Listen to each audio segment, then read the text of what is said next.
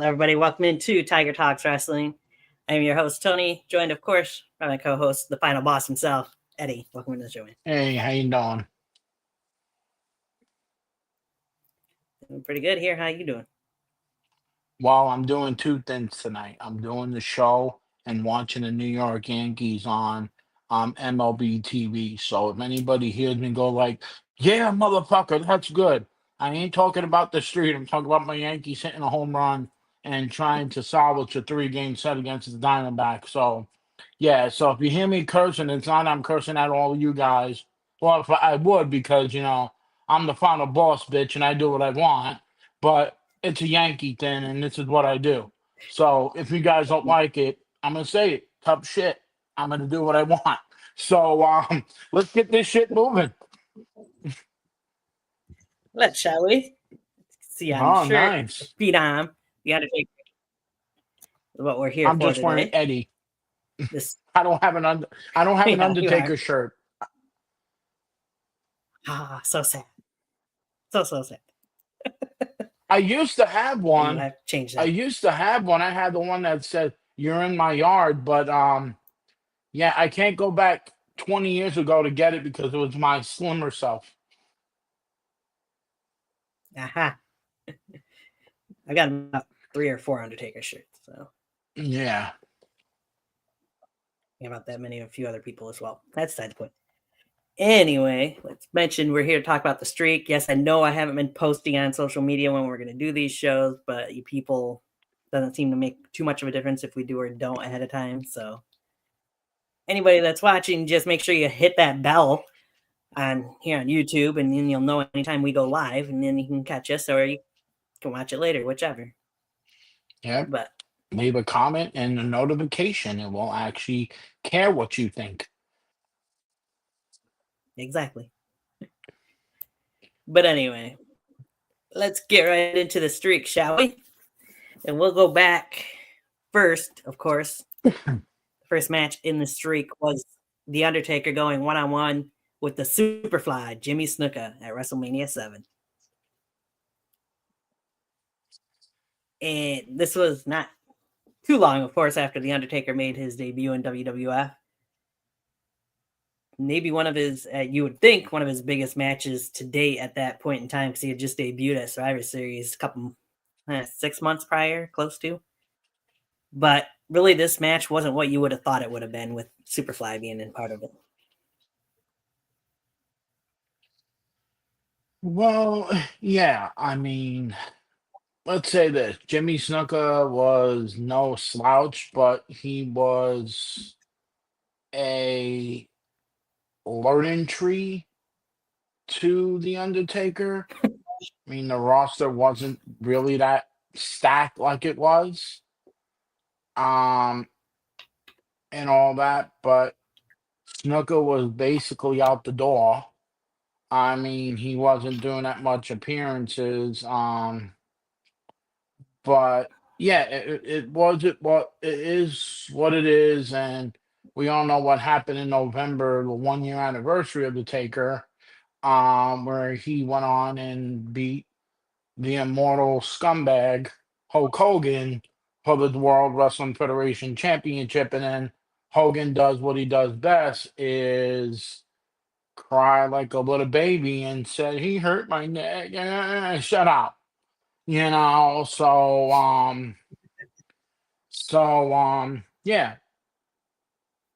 I give the match with Jimmy a I don't want to do this to Jimmy, may he rest in peace. I give the match maybe a 2.5 because it wasn't nothing special. Yeah, it really wasn't. I was thinking like a 2 probably as well. Uh, as I mentioned, you would have thought Superfly would have gave up a little bit more of a fight. Maybe they just wanted somebody to have Taker put over in the long run, but it just seems like they could have went with somebody else if they were going to do that instead of Superfly, who was a kind of a bigger name in the company for the most part at that point in time, even though, like you said, he was kind of on his way out of WWF as well at that point. Yeah, So, I know we talked about this a couple of days ago when we had our reunion of seeing each other for the first time in a couple of weeks. You know, um, I told you But when I yeah, told you this, I said, when we were planning this, I said we could predict who we thought that should have faced the Undertaker at his first WrestleMania, even before the streak wasn't knowledge. I feel like my prediction was if he was still with the company, but I think he was. I think the perfect man to put over the Undertaker would have been the Texas Tornado, Kerry Von Erich. Um, what history with the Von Erichs? I mean, that would have been awesome. Put over the Undertaker and make the match a little more credibility. I know Kerry wasn't at his best in his best frame of mind, but still, he's a Von Erich. I mean, what better way right, to establish one of your new big men is having somebody that could actually work the same pace at it. Jimmy could, but I feel like if you really want the Undertaker to work and show people his showcase, you got to go with the Texas Tornado. right. And I mean, if they were gonna do just a squash match like this, kind of seemed like it was, they could have Yeah. threw in Coco Beware instead of Superfly Jimmy Snuka. Or, please don't take this with a Coco was, salt. You could have put in the Red Rooster.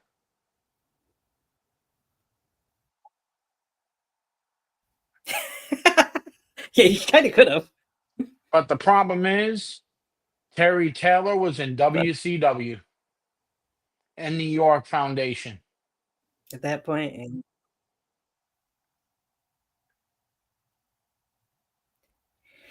there's many people they could have went with instead of who they did Superfly. But heck, they could have had Tito Santana even in there against the Undertaker instead of having him go up against the Mountie on the show. Oh God, wait, was he in it? Was he in his El Matador character by then? I think, I think so. Oh God. You could have put Hacksaw Jim Duggan, or you could have went with the man that had his first win in a pay-per-view. You could have put Barry Horowitz. Yeah. I mean, the Brooklyn Brawler lost to Coco Beware in the pre-show match. Couldn't even put Brooklyn Brawler in. Oh, hold on. But Hold on now. The only way I know the Brooklyn Brawler, if you go by his two other names, A. Knuckleball Schwartz or the fake Doink the Clown. right, that is Steve true. Lombardo is a national treasure.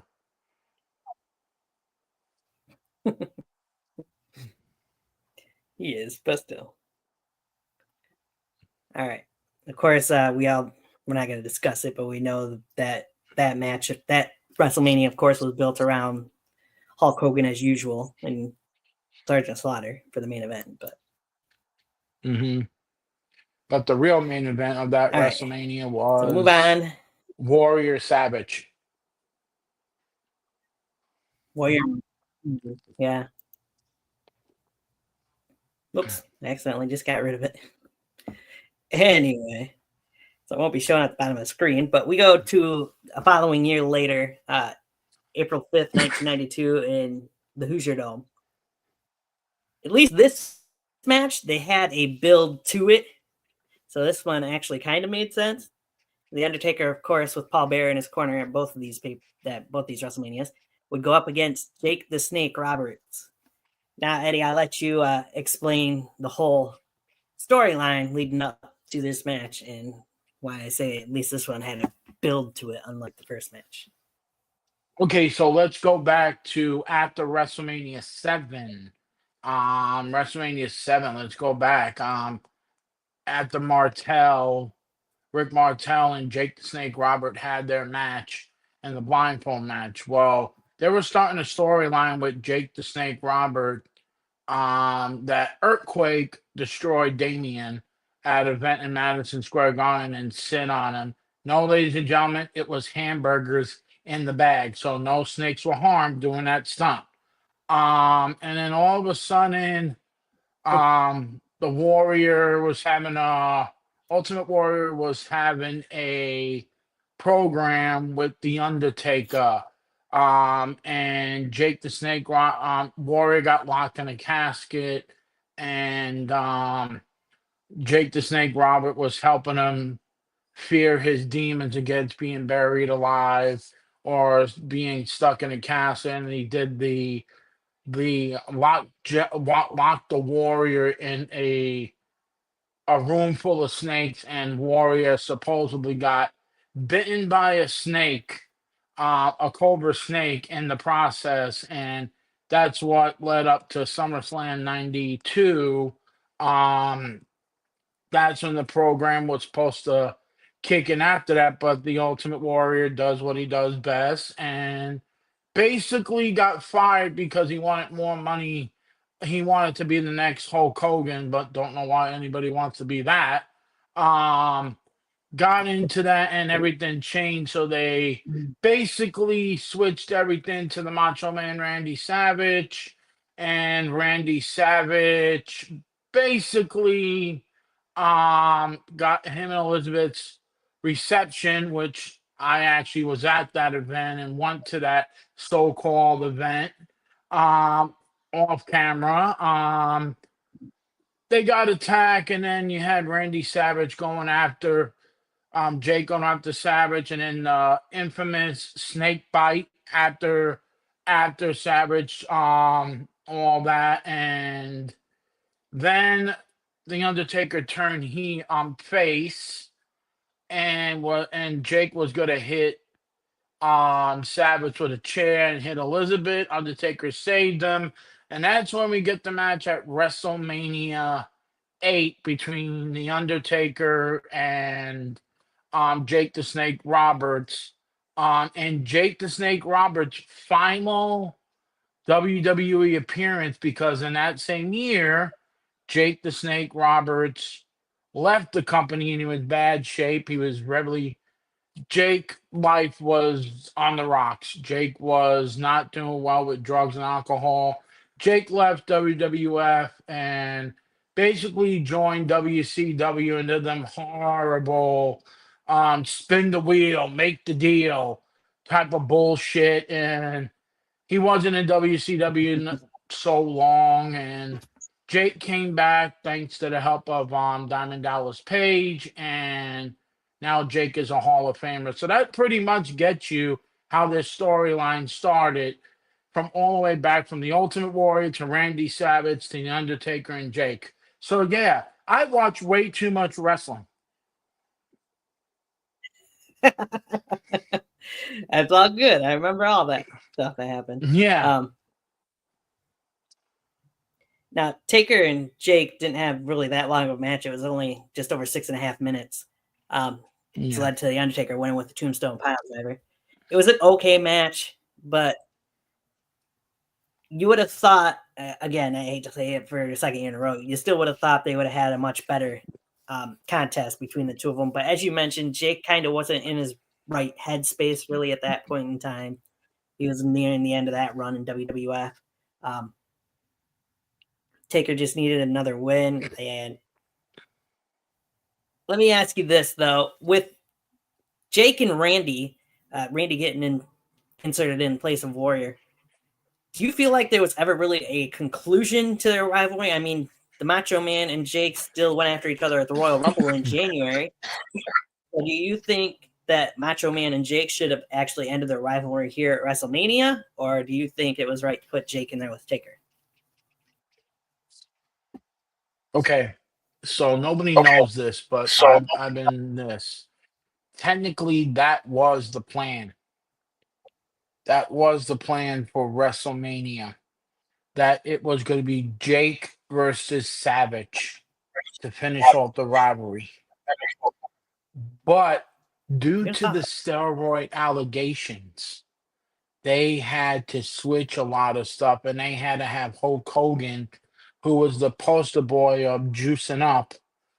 They had to switch everything around. That's why you got Savage as the the new number one contender for the world title and all that other stuff. So technically it was supposed to be Jake and all that.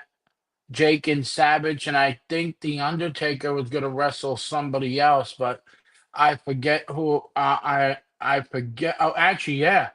It was supposed to be Undertaker versus Warrior at that event, but Ultimate Warrior didn't come back until after the Savage match.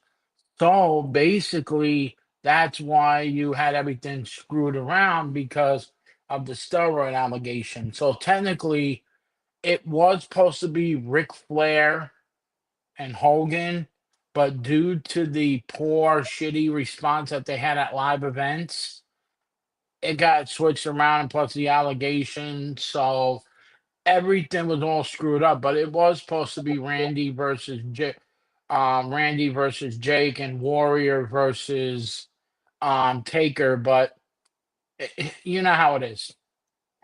It's wrestling. It was a steroid era, Yeah, you know. that's true. One thing leads to another, right? Of course, Hogan still got his main event match. It just wasn't for the world title at Mania 9. Yeah, do you really call that a main event? That shit was crap. I know, right? I mean, what do you really call the main event for that show? The best match on WrestleMania 8 was Brett and Piper, in my opinion. No offense to Most Savage and definitely, Flair, because it was pretty good. I do agree with you. Hell, even the tag team match was even wrong because it was supposed to be Legion of Doom versus the Natural Disasters, but Hawk got suspended for cocaine use. Of course. But Uh, let's not those put are, down on LOD. The best that ever happened to them, they got that weird ass ventriloquist doll that changed their career forever. yes, that's true. But anyway, it could have been a good thing that it Rocco, ended up being Taker and Warrior, Rocco. There you go. because Warrior probably would have beat Taker at Mania, I would imagine. But Oh yeah, most maybe it was definitely. all for the best. I would have said the same thing because I see that. But let's say this, and you could agree with me or not. You know, if Jake the Snake Robert was in his top form, he was really In his overweight. prime. In his prime, he was overweight in that match because that's not the Jake. If you look at WrestleMania 6 and you look at even the year before, it was a whole together different Jake the Snake Robert. He was overweight, he was Yeah, blown off, and if Jake was in his right mind, I think it would have been an even more greater match for the Undertaker to have a bona fide veteran helping him to. And at the time, the Undertaker was a former World Wrestling Federation champion. that's true. He was. You know, so But to me, and this is not putting down Jake because I'm happy that his life got changed around. I give that match a 3.5, just because of Jake not being in his right mind. I feel like if Jake was it, that match would have been a 5-star match. possibly, yeah. All right. So we move on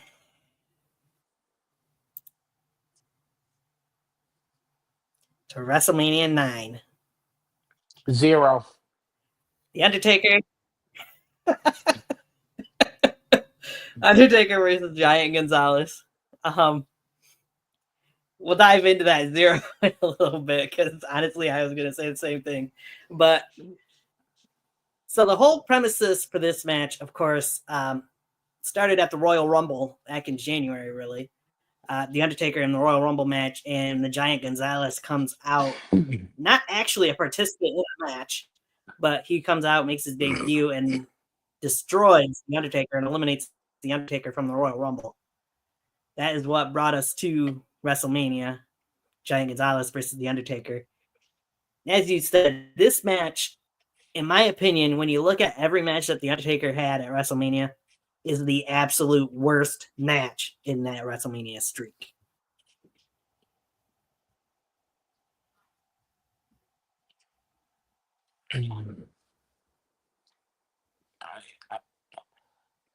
Let's go to WrestleMania 11.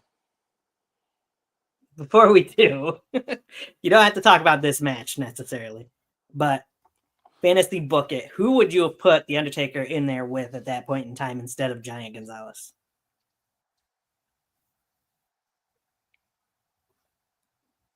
Okay, you're going to be shocked about this. I would have put the narcissist Lex Luger. That'd have been interesting. I mean, I don't know. Because You'd no want to have.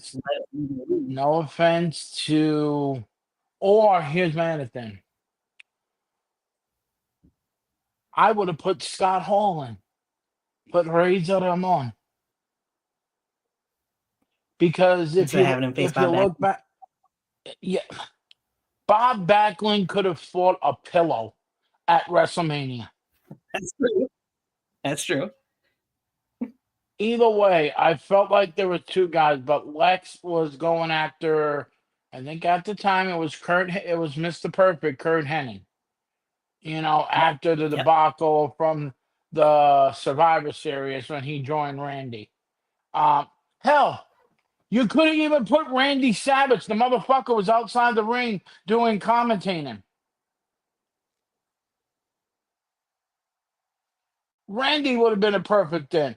Or if you really wanted to do it, and make it into a comedy match, you could have put the former Raw announcer Rod Bartlett.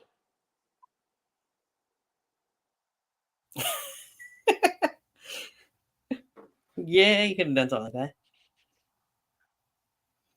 So many better choices than Giant Gonzalez, anyway. I mean, no offense to the Giant Gonzalez. I know he was a WCW product. I mean, he wasn't a wrestler. The guy was a basketball player. What a fucking big basketball player. Holy shit. I mean, but I just feel like it wasn't the Giant Gonzalez. If you look at that whole program, the man couldn't wrestle for shit. I still say to this day, I think he's the son of the Great Khali. True.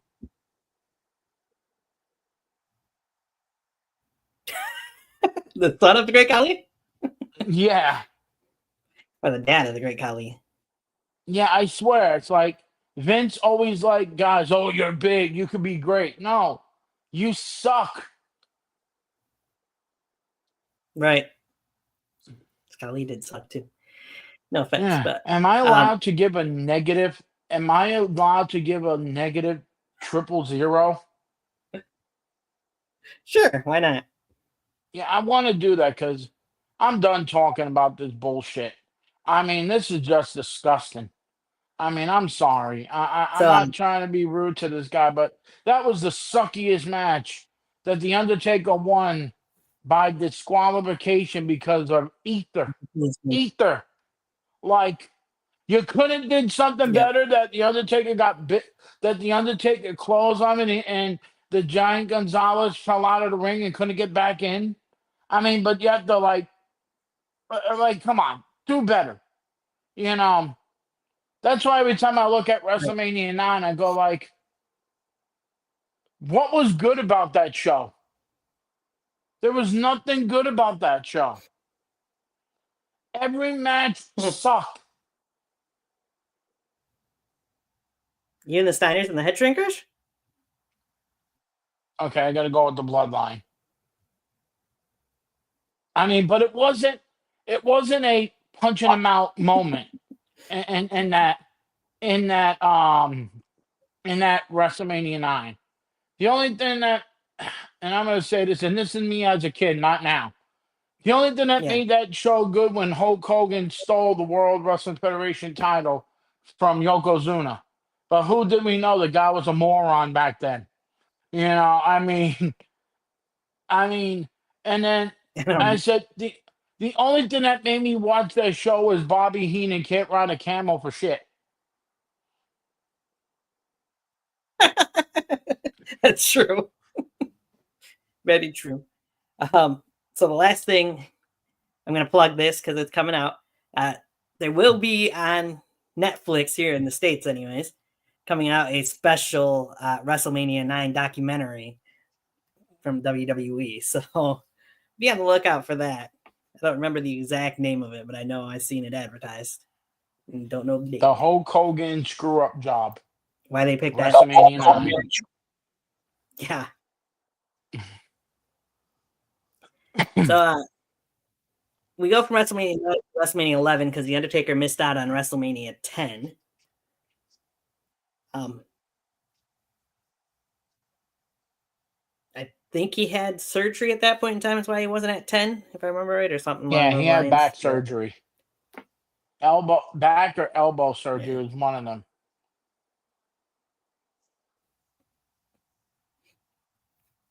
But anyway, we move ahead to WrestleMania 11. And there we get The Undertaker versus King Kong Bundy with Ted DiBiase in his corner and Larry Young as a special guest referee.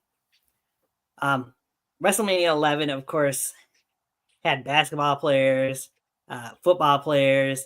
They had Pamela Anderson. They had who else did they have?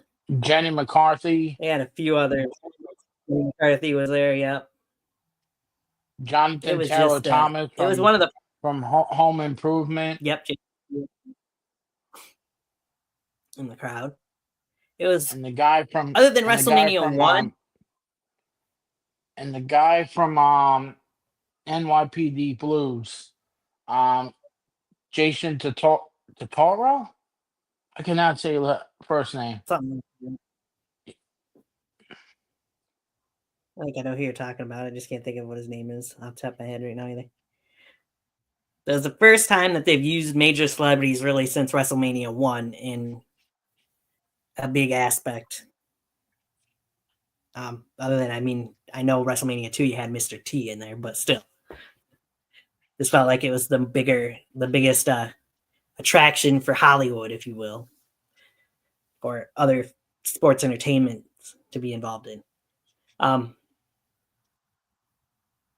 King Kong Bundy is somebody who was a big guy and could do a lot of things that most big guys couldn't do, of course. He's not a guy that you really hear a whole lot about, I feel like, though, when you talk about great big men.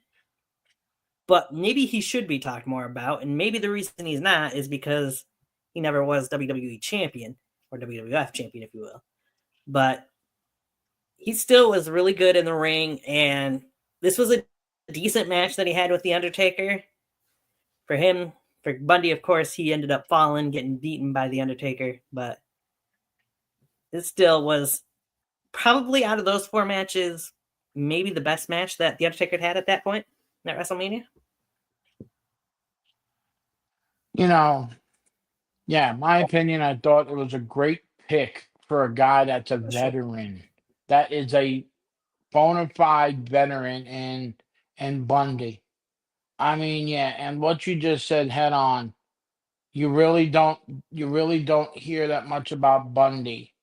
You hear about Andre. You hear about Stud.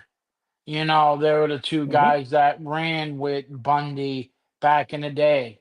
Do I wish that Yes. Bundy, the one man gang, stuff like that, or King, the same guy, just different different thing, John Tenta, you gotta go with John Tenta. Earthquake, he was another big man. But Yes. Bundy never got the recognition that he should, and that's why he's not in the WWE Hall of Fame, which is sad. Bundy had some great profile matches. he was the main event of WrestleMania 2 in a steel cage match with Hogan. I feel like he should Right. get more recognition. And Right. good match. I don't see anybody that could be eye to eye with The Undertaker. So I'm going to stick with Bundy. I feel like it was the right time. It was the right time. Undertaker got some credibility with guys that were future Hall of Famers, or and we're not counting Giant Gonzalez because the only Hall of Famer is a trash can. Um, um, but I feel like Bundy That's you. basically helped the Undertaker out what he can, and to me, I don't want to say this because I love Bundy. I give the match a 3. It wasn't uh it wasn't going to be a technical match. It was going to be I'm going to whip your ass match. So Right. that's the way I feel with that match.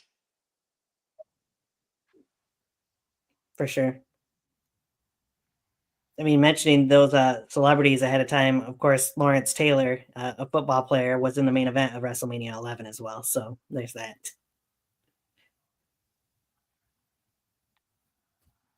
Against Bam Bam Bigelow, another big man that was a great athlete. God, I wish We move I ahead. wish Bigelow was in the Hall of Fame right now. He deserves to be there. They both do. Yeah, I agree. Let's move ahead to WrestleMania 12 in the Arrowhead Pond in Anaheim. Quite the build that led up to this match at WrestleMania between The Undertaker and Big Daddy Cool Diesel. The WWF Championship was involved in a lot of their rivalry, their feud. Who could forget that they screwed each other out of winning the title, of course, at the Royal Rumble and in February at In Your House.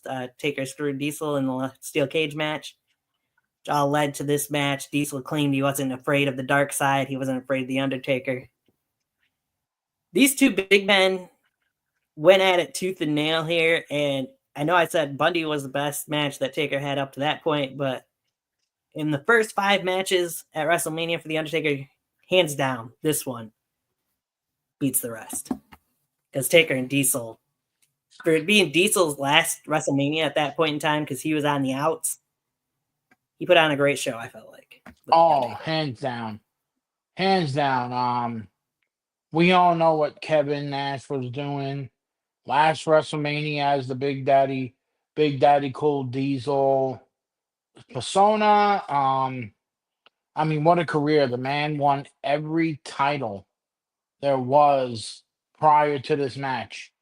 Intercontinental Championship, Tag Team, and then the big one, the World Wrestling Federation Champion. I mean, the man was the leader. Putting the diesel power, the diesel fuel into the new generation of the World Wrestling Yes. Federation. And he put on a show with the Taker, with Taker. He put on a show in his last match and he didn't miss a beat. And we all know that Kevin had a match with Shawn for the title, good friends, better enemies, before he went out the door and basically turn the wrestling world upside down. I mean, we all True. know if you're not a wrestling fan and you don't know the history of Kevin Nash, go back and watch his shit, because if you don't know what you're doing, what the hell are you watching people that know more about wrestling than anybody else? If it wasn't for Kevin Nash and Scott Hall going to WCW, you know, um, we will not have the NWO. We will not have D Generation X. We will not have Evolution. Hell, we will not even have the crappy version of the Judgment Day, without Kevin Nash and Scott Hall. Or the Shield. The Shield. We will not have all these groups, because wrestling was sacred back then. We would not have the NWO, and what would have happened to Hulk Hogan's career if it wasn't for Scott Hall and Kevin Nash? Hulk Hogan would have been delivering mail in Tampa. Probably. So let me say this: I give this match a five star because Kevin Nash was the man, and he still is today, even if he don't wrestling. Kevin Nash deserves a lot of respect for working with a man is similar to him. It was a good match. I enjoyed it. I know we had the Iron Man match, but still, Kevin Nash put on a show. Yeah, this match was just before that Iron Man match too, so it wasn't easy for Shawn and Brett to follow, knowing they had to go out there for 60 plus minutes. Oh yeah, most definitely. Definitely wouldn't have picked anybody else besides Diesel to be in there really with Undertaker at that point in time.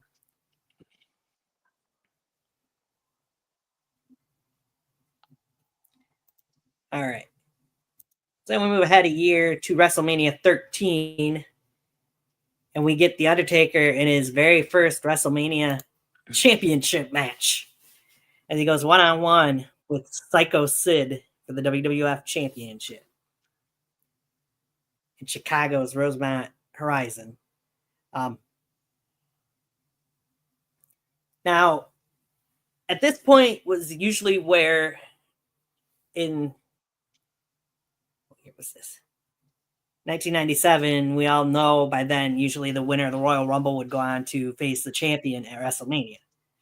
Now, in 97, things were a little bit different that year because The Undertaker didn't win the Royal Rumble match, of course, but there was shadiness to who won, being Stone Cold Steve Austin, the Royal Rumble match that led to his infamous submission match with Bret the Hitman Hart at WrestleMania 13, which stole the show, my add. And if you haven't seen that match, how the hell can you call yourself a wrestling fan? Go watch it after we're off the air because Bret and Austin had a hell of a submission match with Ken Shamrock as a referee at WrestleMania 13. There's a reason it's going into the Hall of Fame, might I add. By the way, before we talk about this match, I love the new concept of matches going into the Hall of Fame. I actually love that idea. I feel like, okay, so what do they give the wrestlers? Do they get like a regular ring, like a Hall of Fame ring, or is it gonna be a Hall of Fame ring that says Hall of Fame Immortal matches? I can't wait to see how they're gonna present this. Yeah, it's going to be interesting. That's for sure. I like that Bret and Austin get that first match too.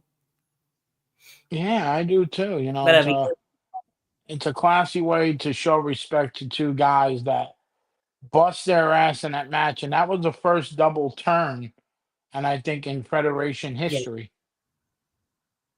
yeah. Because by the end of it, Bret was heel and Austin was a babyface more so than not.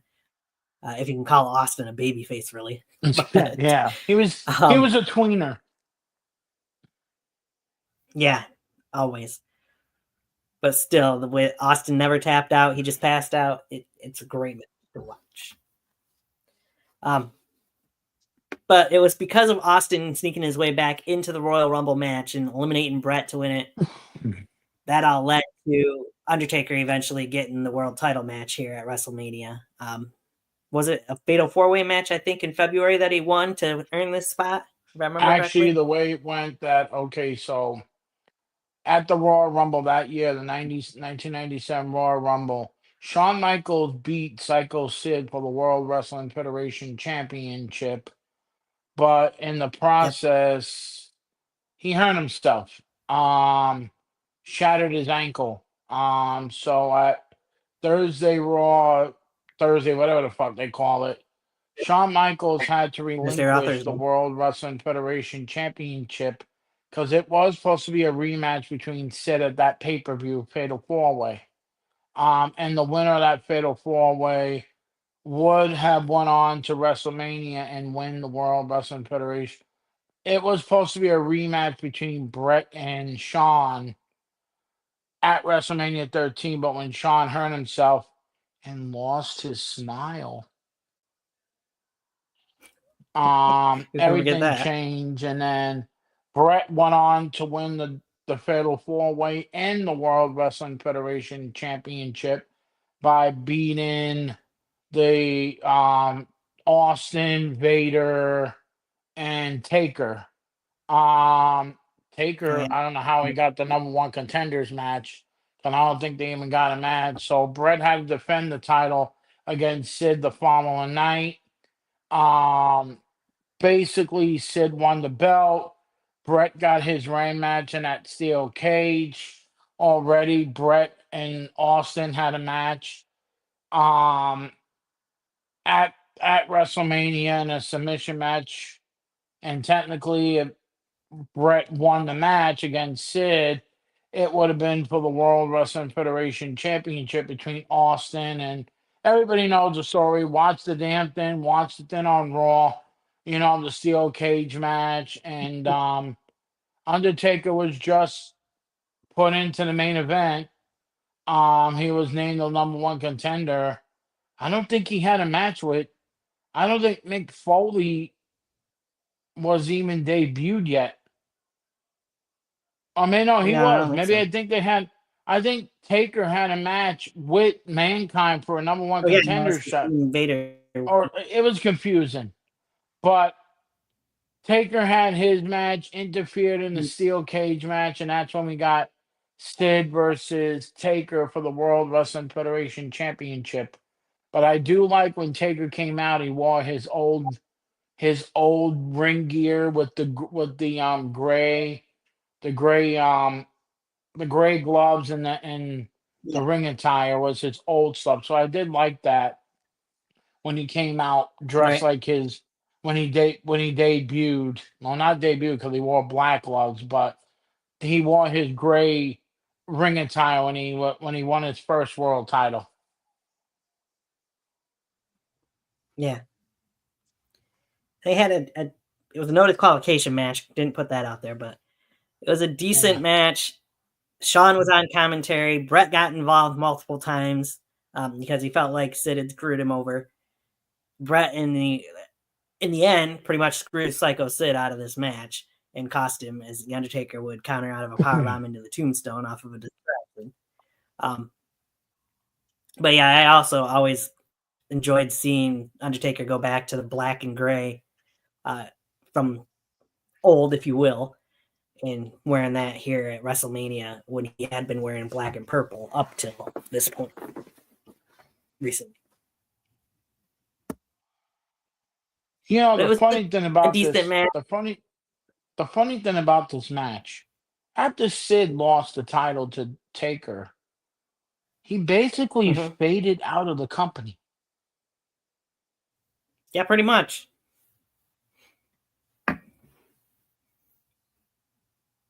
It was like, where the hell are you? You lost the title, and then you say, "I want to go."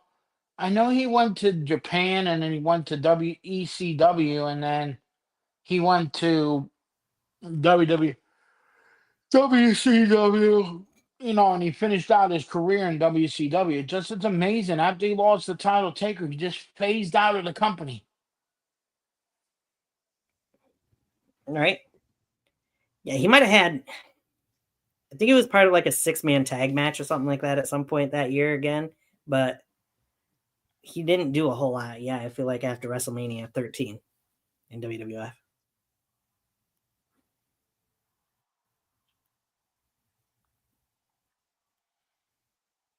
Yeah, something we'll have to look more into eventually. So with that all being screwed up, I don't know that I'd say anybody else should have been Taker's opponent at WrestleMania 13, but it was nice to see him get a WWF Championship reign, winning it at WrestleMania. Yeah, I mean, I agree with you. I feel like if you look at Undertaker's past WWE Championship matches, his reign as champion never lasted long. I mean, That's true. he only had the belt 2 days, and then lost it to Hogan, and then he won the title at WrestleMania against Sid, and then he lost it to Brett in New Jersey with Shawn Michaels smacking him in the head, you know, at SummerSlam, which I was at that event, Right. and I'm like, and I look back at Undertaker's career, his title reigns are not, they're not impressive, and I feel bad for the man. Great, one of the greatest characters of all time. Just Vince never trusted him as his world champion, and it sucks because Undertaker had some great matches with other people. It's just Vince was never comfortable with him, which is sad.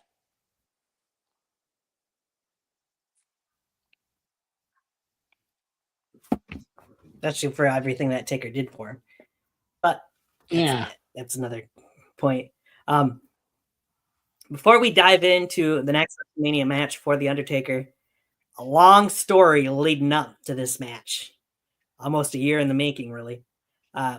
Paul Bearer had turned on The Undertaker, of course, and Paul Bearer on the road to WrestleMania 14 reveals the story of The Undertaker's family and The Undertaker's brother. You want to tell it, Eddie? Well, let me say this. The Undertaker was the World Wrestling Federation champion at the WrestleMania 13. His first opponent, an Undertaker's spiffy new cowboy leather hat, and and all that. I mean, wow, that man wore some crazy outfits. Um, Undertaker's Something like that. reign as champ was a little weird. He fought Mankind. I mean, he fought Mankind. He fought some other people. Then he fought Brett and lost the title to Brett at SummerSlam. And then at the first ever Bad Blood, the Undertaker went on to a match with the greatest in-ring performer of all time, the Heartbreak Kid, Shawn Michaels. And looming over his head was that the Undertaker's younger brother, Kane, was alive and well after a fire, according to Paul Bearer. Paul Bearer said he's coming. Undertaker got flinking lights, they're all red.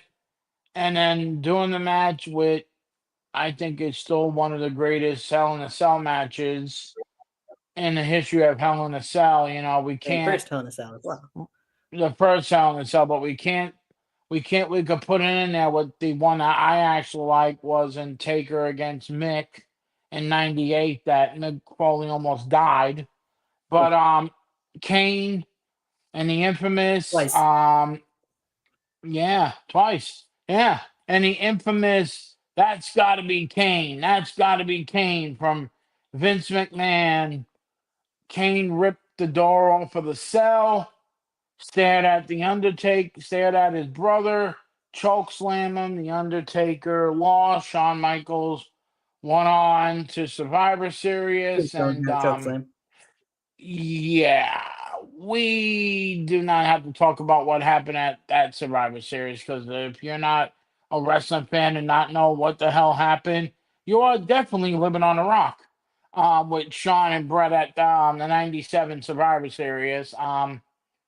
Undertaker all had this match and then didn't want to fight his brother. All the things with Undertaker, Paul Bearer, and Kane was burning, going to his parents' grave, and Kane was the son of Paul Bearer because Kane's mom was a dirty little girl. I mean, the way they put it, and all that. That when Paul Bearer said he was a studly man, I'm like, first of all, Percy Pringle, when the hell were you ever? When the ever hell were you that sexy? I mean, for the love of God, stop. Um, But all that led, and then the Undertaker said came from a beatdown from all the guys that Kane whooped, and then Taker had a match with Shawn at the 1998 Royal Rumble against Shawn Michaels. We all know what happened with Shawn at that event. Casket match. You know, in a casket match, and we know what happened to Shawn in that event. He herniated disc in his back, and then did it, and then the Undertaker got set on fire by his brother, who turned on him, and then we get the one. I still think this is the best part of Monday Night Raw.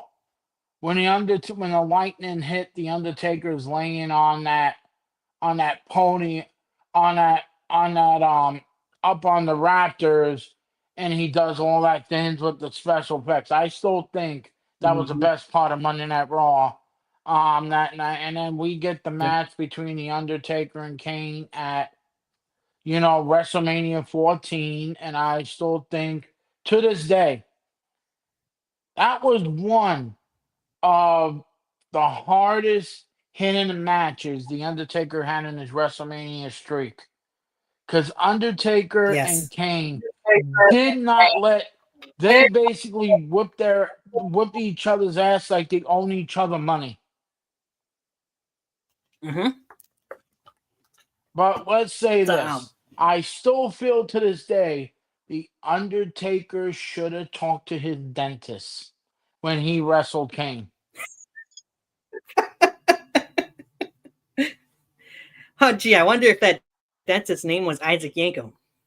Yeah. Or he could have went to his mechanic and asked him about diesel fuel. Right? You know, We can make the jokes because that's who of course was, but I'm sorry, Glenn Jacobs, one of the greatest Hall of Famers. Not much of a politician because I don't like what he says sometimes. But if it wasn't for that Kane character, I don't see Glenn Jacob as a WWE Hall of Famer. I feel like no, definitely not. I feel like it wasn't good in his matches with Taker as the Unabomber and Smoky Mountain Wrestling. And nobody knows this, that Kane's tag team partner in Smoky Mountain Wrestling, which was owned by the man that can never shut up, James E. Cornette, was Al Snow. I forgot what the name Al Snow had in Smoky Mountain Wrestling. I forgot what the name, but we could always ask the Thrill Seekers. You could. And if people don't know what I'm talking about, the Thrill Seekers, that is the team of May I Be Serious for a moment, and Lance Storm and a young Chris Jericho. Yes. I watch way too much wrestling to know about a hillbilly wrestling company and all that. I'm like, how the hell do I know anything about this than I do? Right. So, anyways, back to the. and the other thing, I gotta let you know this.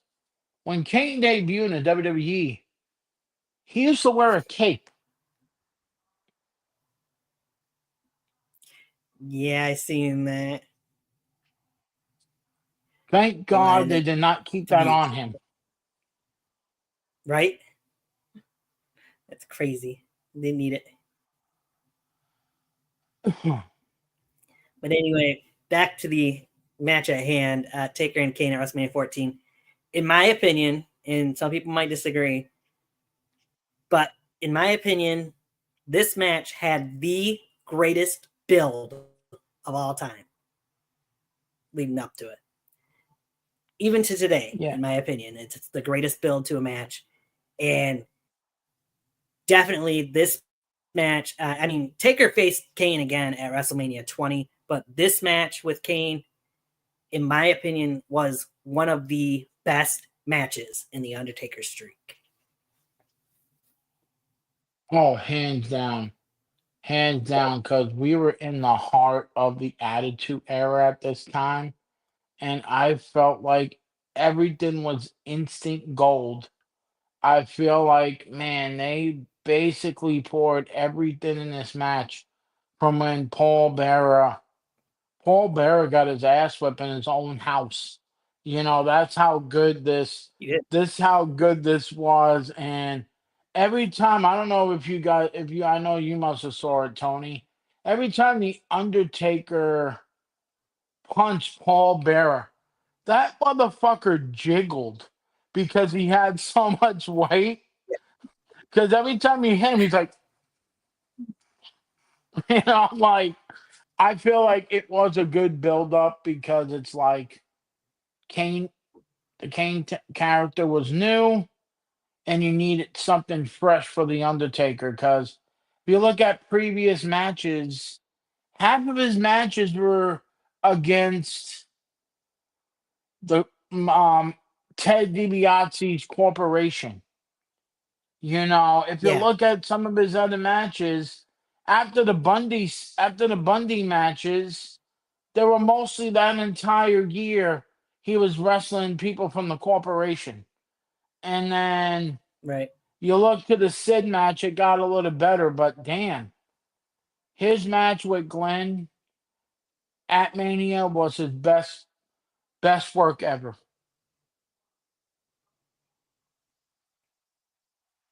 That point. And definitely nobody else that you could put in the ring there. Like I said, in my opinion, still the greatest build up to a match in WWE history. Then we move Yeah, on, most definitely, I agree and we with could you. talk about that match, and maybe that's something we'll do at some point. But then we move ahead to WrestleMania 15. At this point, the Undertaker, of course, had turned heel, started the Ministry of Darkness. I mean, and going up against the corporation, and we get the first ever Hell in a Cell match at WrestleMania. We got the Big Boss Man versus the Undertaker. Um, a lot of things led up kind of to this match, but to me, one thing stands out most to this match, and it's what happened after the match more so than during the match. That, of course, was the Undertaker hanging the Big Boss Man inside the Hell in a Cell. Mm. Let's say this, I'm going to keep it short. Right now, the Undertaker should be in prison for murdering somebody. I mean, I mean, Yeah, for the love of God. I mean, I think this match started all over a teddy bear.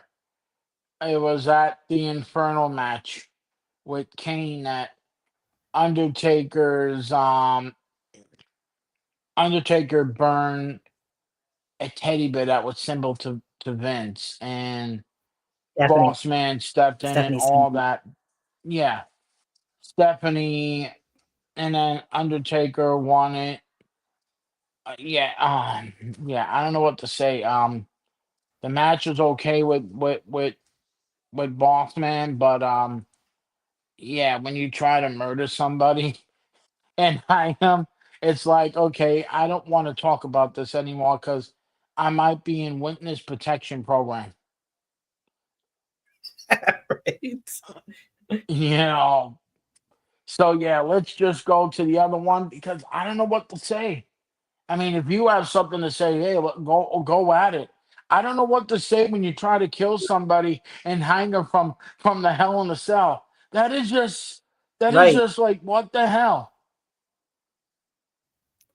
I mean, when you look at this card and see all the people that were involved in it and in matches, there's really nobody else I don't think I'd put in the match with the Boss Man, but Boss Man and Taker should have been a good match either way. It's just the ending, in my opinion, just overshadows what happened inside the Hell in a Cell match itself. Yeah, that's why you don't hear anybody talk about it because they're like saying that boss, and then all of a sudden the boss man reappeared the day after WrestleMania. I was like, weren't you like dead 24 hours ago?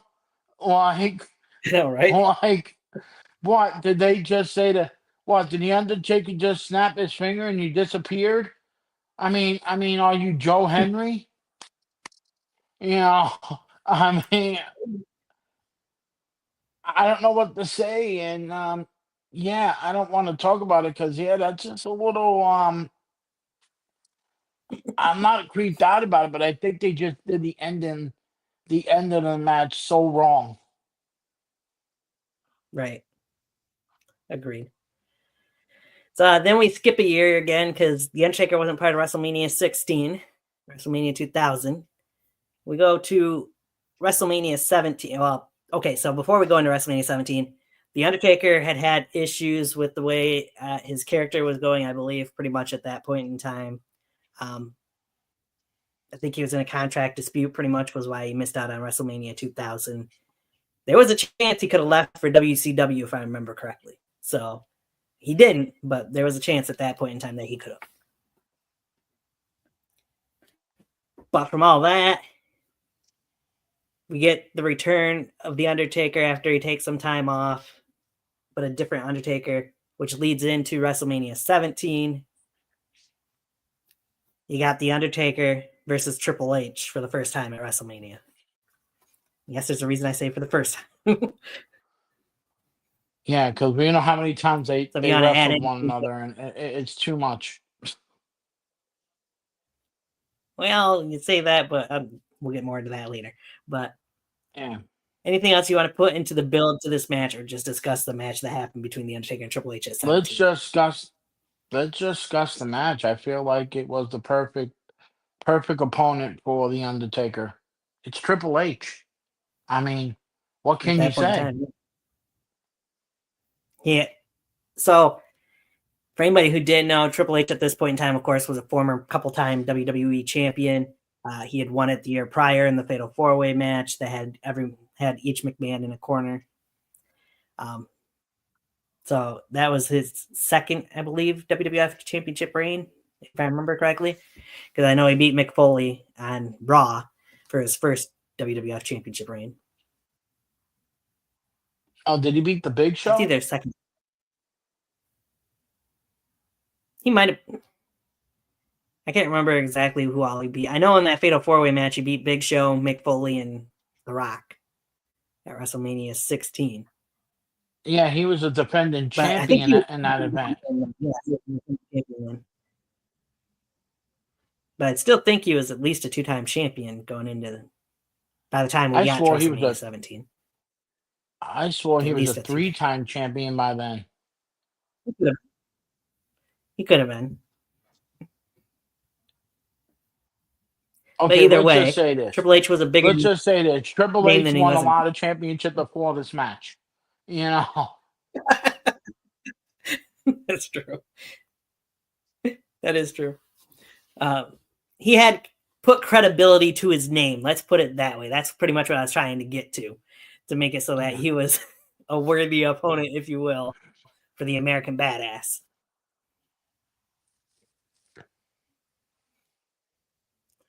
It was different seeing a different version of the Undertaker here, but these two guys went at it tooth and nail and had a pretty good match against each other at WrestleMania, which was, of course, the penultimate match. The only match after it was Stone Cold and The Rock for the title, which was a very interesting match, ending to that match. But still, I felt Taker and Triple H had a pretty good match here. Oh yeah, most definitely. I do agree with you. I felt like. Go ahead. What were you saying? I wouldn't say it was their best WrestleMania match between the two of them, but we'll get more into that later. Yeah, yeah, I agree with you. I felt like this was the start of. Let me put it this way: it was the start of magic because we knew what we were getting down the road. And all Right. that with these two. Good back and forth match, and we all know why that match was. It was because you had the main event of something I thought we've never seen in WWE between two guys that hated each other join forces. We all know what happened then. I felt like, and then it was the start of. Plus, Undertaker was a part of it. It was the start of one of the stupid, not the stupidest, but not enough major stars to help build this Yeah. storyline. It was the start Invasion. of the invasion, with Yep. ECW and whatever was left of WCW. Just say that because it Which wasn't wasn't much. guys. The only two guys that really count from the invasion on WCW's end was Booker T and Diamond Dallas Page. That's the only two that I Pretty much. recognize from that. And then the rest were like, wait, you actually were a part of it? You know, I mean, it was what it was. But yeah, I feel like I'm gonna give this match with Taker and Triple H because it was the first time that they met each other. I know they met each other before, but at Mania, I give them I give the match a solid 4.5. I thought it was a good match. That's pretty good. It'll probably 4, but that's me. I'm giving it a 5 because Again, it was China's last WrestleMania. It was China's last WrestleMania. it's true. All right. So then we can praise that match, and we know how that invasion went and all that. You move on to the next year, WrestleMania 18, and you get The Undertaker versus the Nature Boy Ric Flair in a no disqualification match. I kind of hate to say this, but it really wasn't that great of a match. I mean, the only thing that somewhat stands out in this match is that Arn Anderson made his return to WWE and hit a spinebuster on The Undertaker. But otherwise, the match was kind of just there, in my opinion. Rick did not I look don't. that great. Let's put it. I think we're on the same frequency with it. How can you not call a match that has one of the greatest world champions in the Nature Boy Ric Flair in it? But not to put Ric Flair down because I still think he's the greatest. Woo! But he wasn't the Ric Flair at this moment in time. Great build up, but Rick didn't love Rick. True. Rick was just there because he was not wrestling in WCW. It closed a year prior. I feel like the match could have been better if Ric Flair was the Nature Boy. He was just Ric Flair. He was not, there was no Nature Boy in that match. If you go back, Right. it wasn't the Ric Flair that we know. That we know the styling, profiling, kiss stealing, wheeling, dealing, son of a gun. It was just Right. Ric Flair. There was no Nature Boy in that match. And that's sad to say about a Yeah. guy that busted his ass and had great matches with Sting, had great matches with Ricky Steamboat, had great matches with the American Gene, Dusty Rhodes, baby, with Harley Race. I could go on and on about how many guys that Right. he and even matches against Randy Savage. That wasn't Ric Oh yeah, Flair, so to me, I give that match a 3 because it wasn't the Ric Flair that I watched growing up. exactly. I mean, we'd see a little bit better versions of Ric Flair after this, but yeah, it almost felt like in a way he was just there because he needed the paycheck, if you will. Hmm. I mean, I know he just pretty much returned to WWE not long before this, a couple months before it or whatever, but it just didn't feel right, I guess you could say. Of course, WrestleMania 18, that match even gets overshadowed because you had Rock and Hogan. That was the biggest match really on the card, even though it wasn't the main event because Triple H and Jericho was. But this match, again, just kind of was there. Expected more. But you speak of expecting more. So we said the Giant Gonzalez match was the worst match in the streak. Personally, I say this next match, the second worst in the streak. The 2-on-1 handicap match from WrestleMania 19. You got The Undertaker going up against The Big Show and the A-Train. It was supposed to be a tag team match because it was supposed to be The Undertaker and Nathan Jones versus A-Train and Big Show. Storyline wise, A-Train and Big Show attacked Nathan Jones earlier in the day, I think, or the day before, night before, whichever it was, leading to this handicap match. And Nathan Jones eventually does get involved in it towards the end. Undertaker gets the victory over these two big guys. What do you say about this? I mean, the build towards this match that was supposed to be a tag team match was kind of shitty.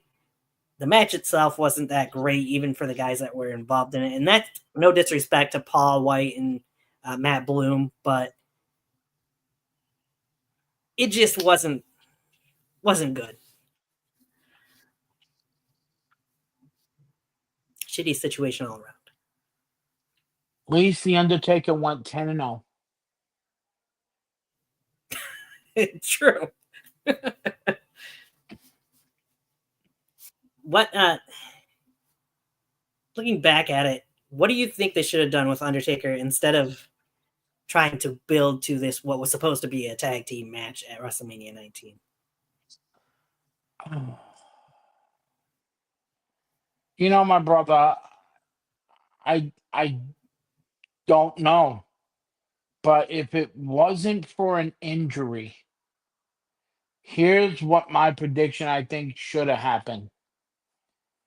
This was The Undertaker's first time in a tag team match or a 2-on-1 handicap at Mania. Because if you look at his career, he Mm-hmm. never had in the entire streak, never had a tag team match in the streak vicinity. Right. Here is the guy I think that should have been in that place if he didn't have an ankle injury. But he did appear on the show. Undertaker, an official. This is an official match. They had their match, but it was one of them short matches. The Undertaker versus the Doctor of Thugonomics, John Cena. That would have been because Cena was a. If I'm wrong, was Cena a heel at that time? He was. He had just started that Doctor That wa- Thugonomics gimmick pretty much. that would have been one hell of a match because if you go back into the John Cena era, um, Undertaker praised him about his first match with Yes. Kurt Angle. And then they had a match 1-on-1, which was good. I think it was at I forgot what pay-per-view it was, but they had that match. But what would have been if John Cena didn't get injured? Because it was what would have happened if they did happen? I feel like that would have been a good match. Cena versus Taker 1-on-1. You could have put A Train and Big Show into another situation, but if you really want to build up John Cena as your franchise, what better way is to put him in a match with the man that was the future of the WWE, was the Hall of Fame, was a future Hall of Famer, and you want a kid that was the future. I feel like it should have been John Cena, but Cena was hurt at the time. right? And, and so my opinion on it is, if not John Cena, then they should have just did Undertaker one-on-one with the Big Show. I mean, the storyline was there, because if you go back in Yeah, Big Show's tenure in the WWE/E, when he debuted, not long after he debuted, he joined up with the Undertaker in the Ministry of Darkness. They had their yeah. issues. I don't really remember that they ever really resolved those issues in a match. So the story was there. They could have went Big Show versus Undertaker one-on-one instead of having the handicap match. Yeah, and I do agree with that part too, but you could also went with A Train because they had that feud over A Train grabbing Stephanie, and stuff like that. So there was options there. They could have went anywhere besides this handicap match. So Maybe you could have asked Kid Rock because he was the. You could have asked Limp Biscuit. He was singing Undertaker down to the ring. Maybe he would have been in the match. Come on, Fred good Durch. lord, You don't want to be. You don't want to be in the. You don't want to be in a match with the Undertaker. right? All right, but anyway, it was okay. But we move on. Of course, that would be the last we'd see really of the American Badass at WrestleMania, because the next year, WrestleMania 20, we get the return of the Phenom as he goes one-on-one and yet again with Kane. This time, he returns as a Phenom, and Kane's without his mask, so it's a little bit different here. Um, Kane had, of course, helped. I think it was Vince McMahon win a Buried Alive match against the Undertaker when he helped bury the Undertaker alive, which led to Undertaker being off TV until returning here at WrestleMania to face his little brother. And Kane was certain that the Undertaker was not coming back until he did. Yeah, I remember this. I remember this match because I was actually at WrestleMania 20 with Trina at the Garden. Um, it was Mm-hmm. nice to see Paul Bearer back because when you heard the "oh yes," excellent way to come out Mm-hmm. with the drawings. Let's say this: it was an Undertaker King match. It was going to be exciting because he just returned back as the Phenom. But he had a little of Right. that American Badass way too because he had shorter hair and he wore that bandana on his Yeah. head. You know, um, Same old Taker match. I mean, the only thing I was excited about WrestleMania 20 was the ending when Eddie Guerrero and the artist that we totally forget about celebrated in the ring with both of their world championships. Um, Yeah. and seeing John Cena pick up the Big Show and FU him F you. onto the mat, which was like, what the hell did I just see? That was That, something, but it was the same old, just Kane not wearing a mask. and like I said, this really wasn't as good as their WrestleMania 14 match. Um, it was still a good match between Taker and Kane, but it didn't live up to their 14 match. Put it that way. Oh no, no, definitely not. Definitely not. But the scare tactics was when Kane got rained on in the ring. I mean, that was a good special effects how they moved the ring and it was raining. I mean, Yeah. that's the good part about it. But rest of it was just a typical Undertaker versus, poor Scotty Too Hot. He got his ass whooped, you know, because of the dong. And I'm like, damn, Scotty, how many times did you get your ass whooped for doing something for just coming out at the wrong time? Right. Yeah. But Many other times. than that, I don't feel like it was a big deal. Yeah, not really. All right, so then we move ahead to the year later, and the Undertaker faces the young upstart, really, as we get the Phenom versus the Legend Killer, Randy Orton. I would say Randy, of course, this I believe was after he had his rivalry with Mick Foley, if I remember correctly, and that kind of Yes, just it made the was. whole Legend Killer character. And Randy had his Intercontinental title reign. But to me, this rivalry that Randy Orton had with The Undertaker cemented Randy Orton as a top tier athlete in WWE for the future. And not just that, but it cemented the Legend Killer gimmick, if you will, for Randy Orton. And it all started with this match at WrestleMania, I'm on the same page as which you. was Yes, it cemented Randy Orton's career.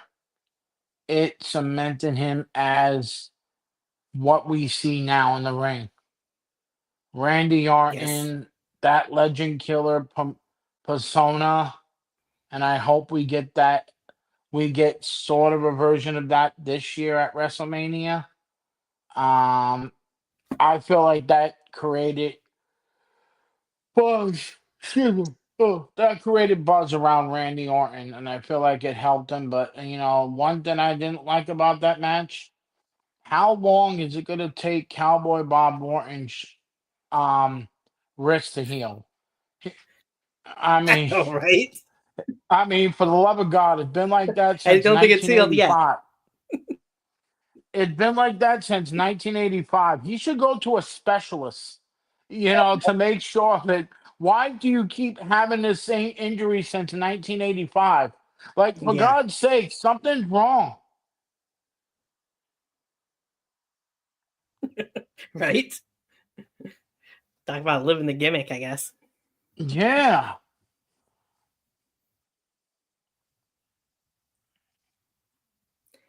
Very good match. Of course, you had two huge world title matches at WrestleMania 21 as well, because it was the birth of John Cena and Batista as world champions. But can't forget about Undertaker and Randy. It The thing is with that, those three names, Batista, John Cena, and Randy Orton, they all came up together through OVW in the same class, and they all three had big matches at WrestleMania 21. Most definitely. And you could watch OVW documentary on Netflix. Oh, is there? I might have to look that one up. I might have already seen it when it was on the network if it was, but what would you rate that match then between Randy and Taker? Let's didn't give that rating yet.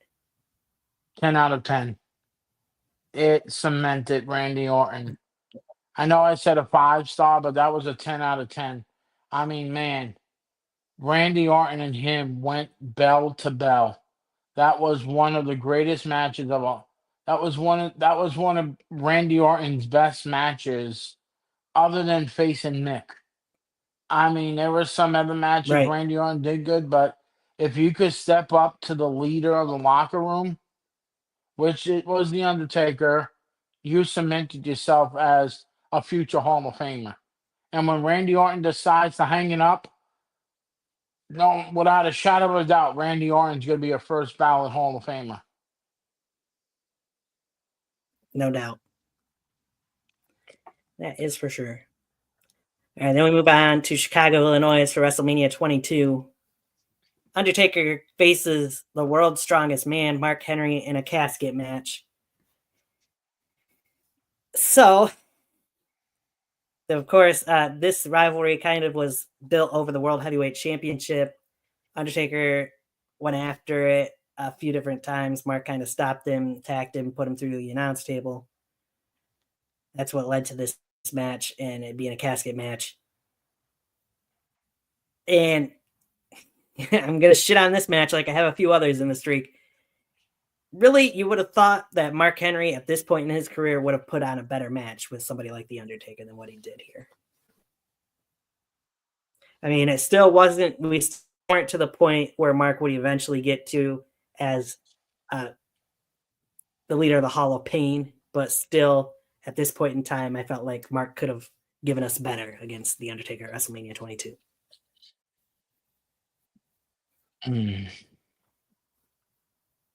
I would never say this about Mark Henry because the man is a genuine sweetheart.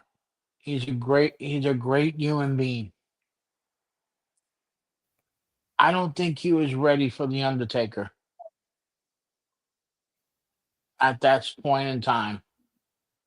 You know, Mark going into the ring with The Undertaker,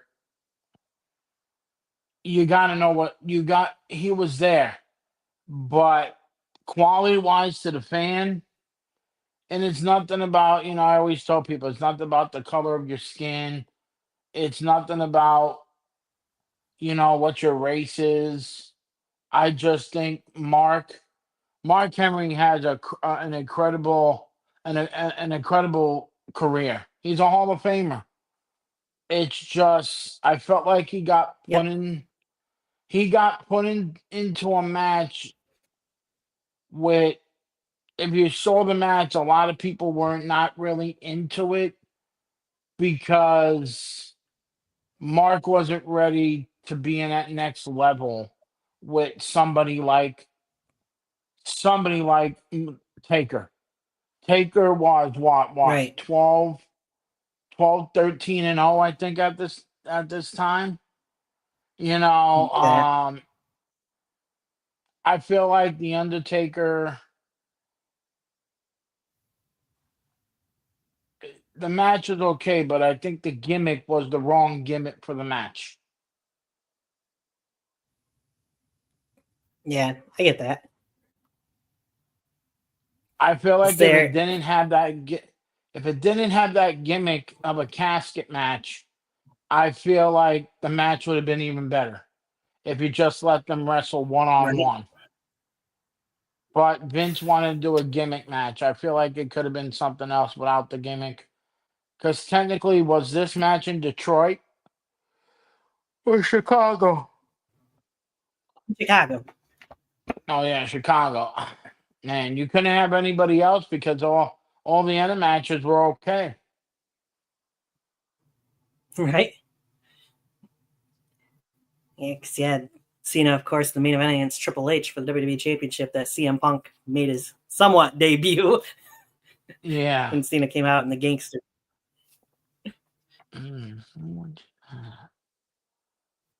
My opinion, if you really wanted to change the Mark Henry Taker match, you could have did a rematch with Randy Orton because technically Randy Orton should have never been in that triple threat match. Between Ray and Kurt and him, yeah. Yeah. If you really wanted to do it, you could have put Randy Orton into that match, or you could have put the rated R superstar Edge.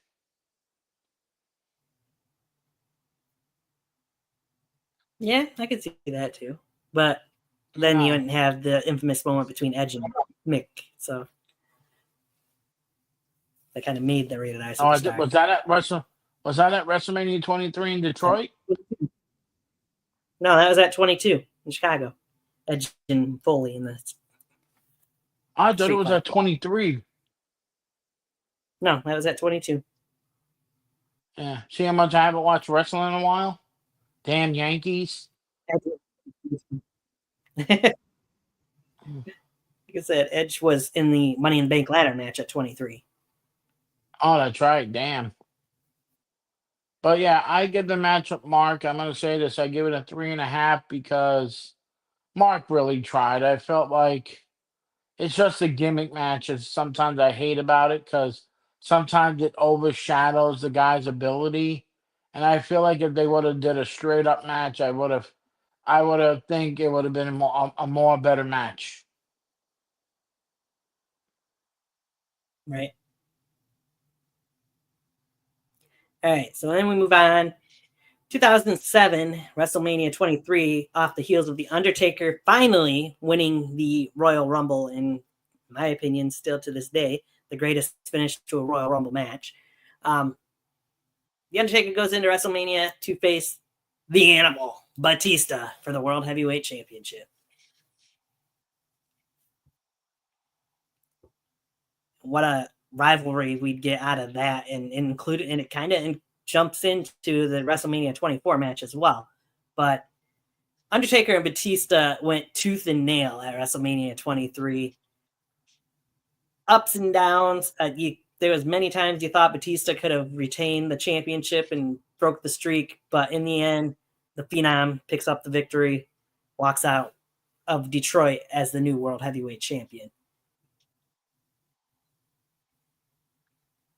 Incredible match for the world title. Like I said, a long rivalry it started off with that wouldn't be just these two. It would also include the man that Undertaker would face at WrestleMania 24. We'll dive into that more once we get to that match. But what was your take on Batista and Taker? That was an ass beating by both guys.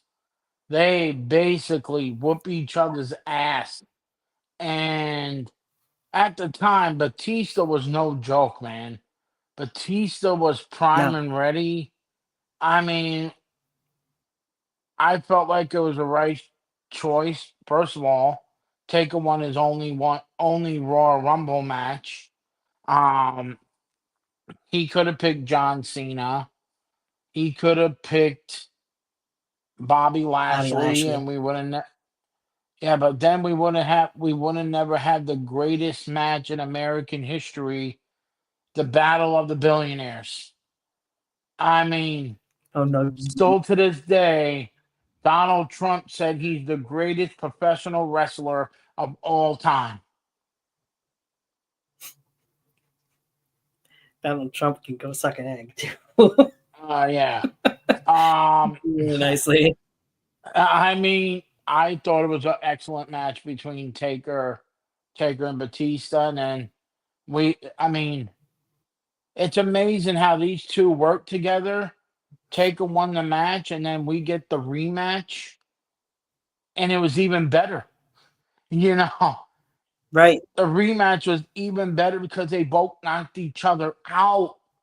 It was, Right. I don't know, Batista back then, he was clicking on all cylinders.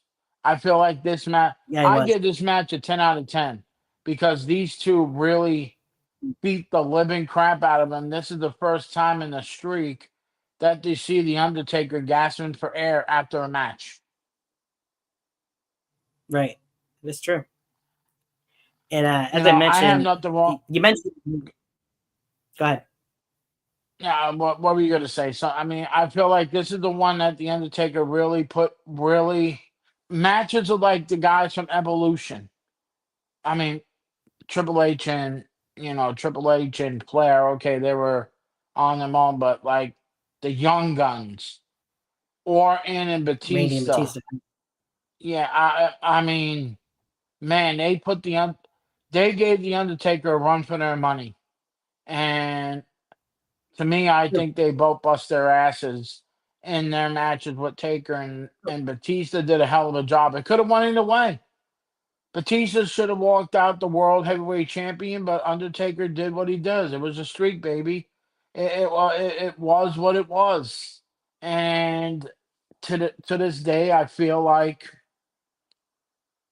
he, I didn't care who won this match. I know it was going to be a great match, but the streak continued, and Right. we got what we got. So in a way, you could say, as the Undertaker would put it, he kind of made Randy Orton and Batista famous at WrestleMania. Most definitely. They kind of cemented both their legacies in their match. Most definitely. I mean, I don't feel Batista would have been a Hall of Fame. Well, I mean, technically, is Batista still even in the Hall of? Is Batista in the Hall of Fame? I He's know not he in was the Hall of supposed Fame to. yet. Then he Mhm. backed out. No, he hasn't gone in yet. I mean, he was supposed to, but it was around the pandemic. Yeah, and they haven't put him in since then. So, Yeah. but he will be eventually. Most But definitely. yeah, you mentioned the rematch they had. They actually had two rematches against each other. One was at I think it was it Backlash or I one of think those it pay-per-views was. after WrestleMania anyway. And then the second rematch, of course, happened on SmackDown. They both damn near took each other out. Mark Henry gets involved.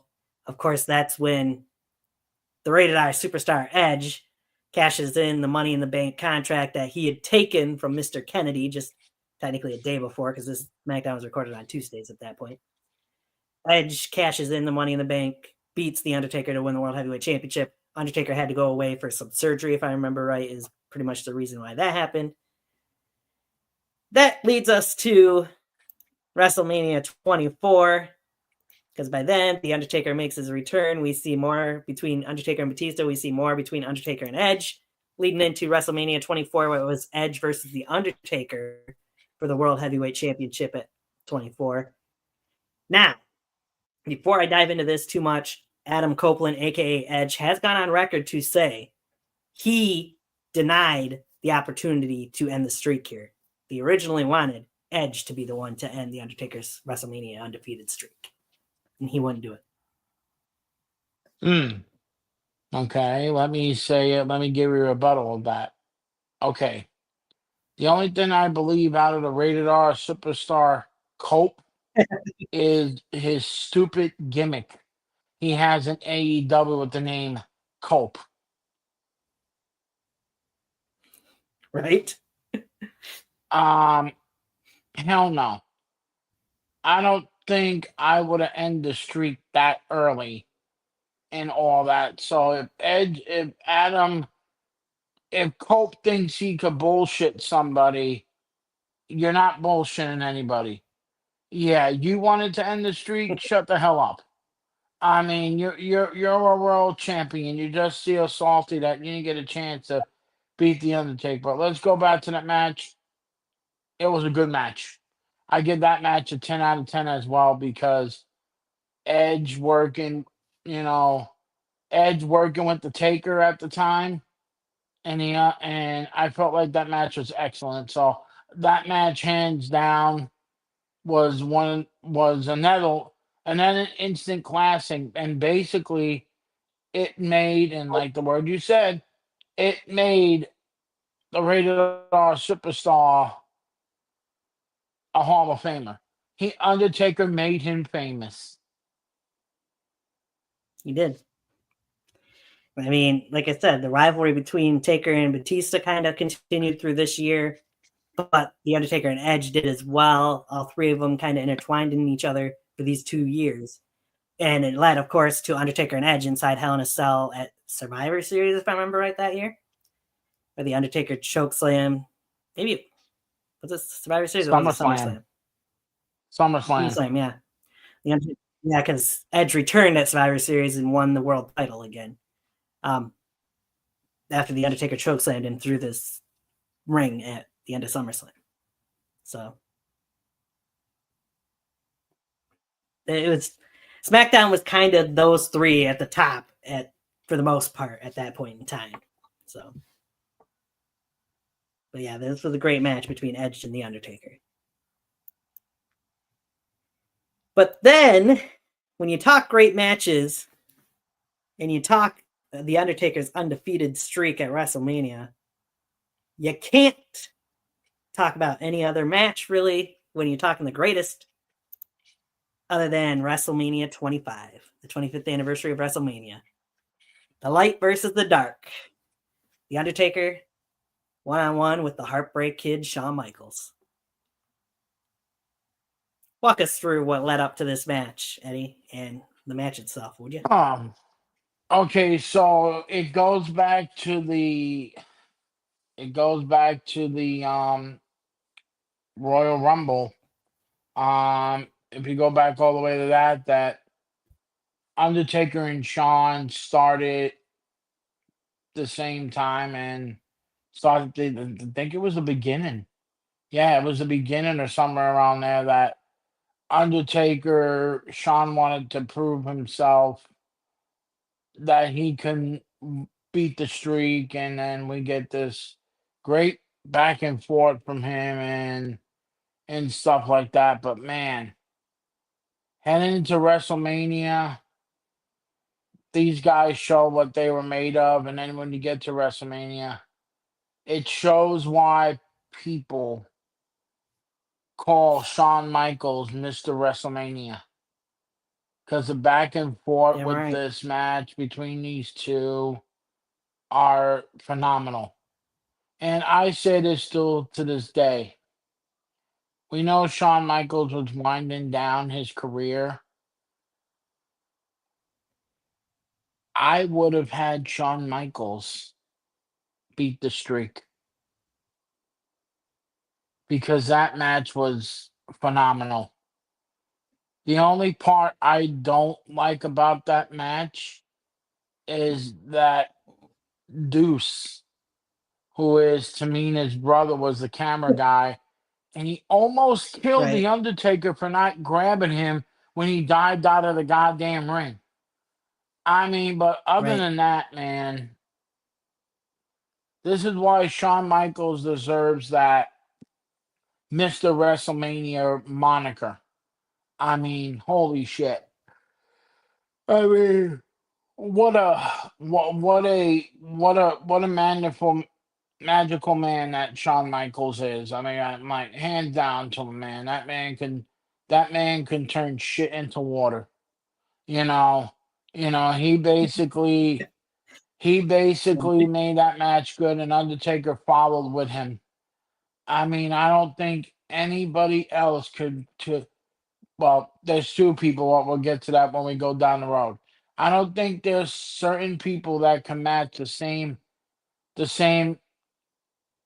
electricity as the Undertaker than Shawn Michaels. So I give this match a Right. 10 out of 10. I mean, I still think, the WWE is doing that Hall of Fame immortal moments. This one is hands down Hmm. going to be a part of that moment Sunday because it was damn good. Right. And a lot of people, I'd say myself included, do call it the greatest match in WrestleMania history. So Most WWE definitely. history, Most really. definitely.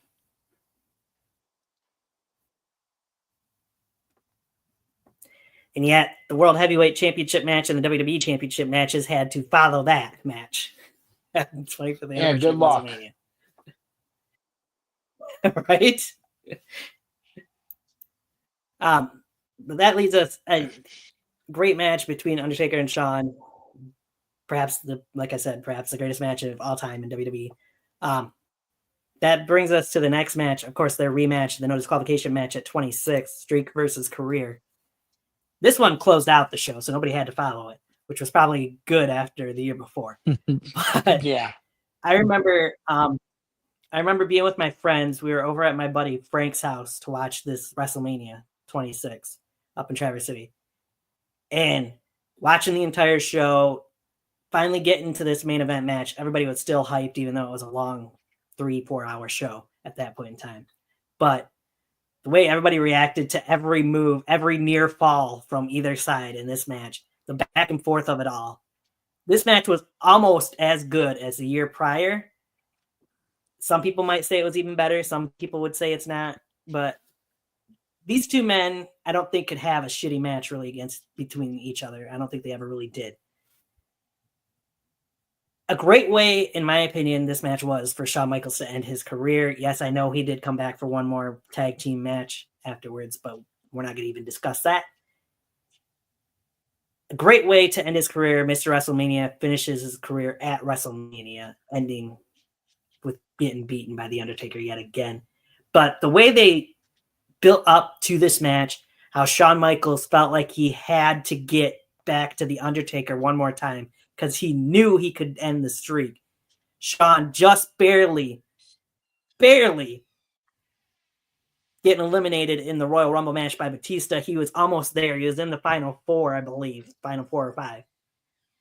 Just getting knocked out of the Royal Rumble match. Felt like that was his last shot. To The Undertaker defending the World Heavyweight Championship inside the Elimination Chamber, and Shawn Michaels actually costing The Undertaker the world title. Kind of pretty much led to this match happening. It led to The Undertaker not having a choice, but the final promo that they made the announcement of the stipulations for this match was perfect the way they set it up. The Undertaker said, I've got the streak to lose. You've got nothing to lose. If we're doing it, pretty much, I want your career on the line. And Shawn accepted because it was the only way he could get the match. He felt like he had to have this match.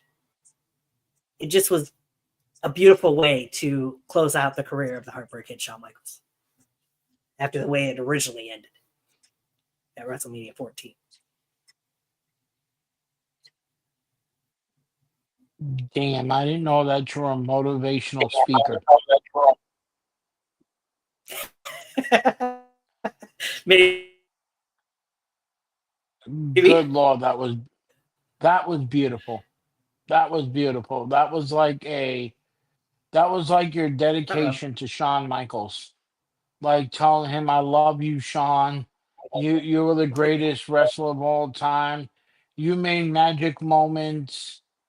Shit, if you two had a great, best speech of a YouTube channel, you will hand down being a nominee. That was Thank you. I almost Thank you. cried. I almost cried, and then I could see the speech. I like to thank all the little people who did support me, and now I'm the best in the world, and I'm better than you, and you know it. I mean, god damn it, dude, that was the best. And yes, I I agree with you.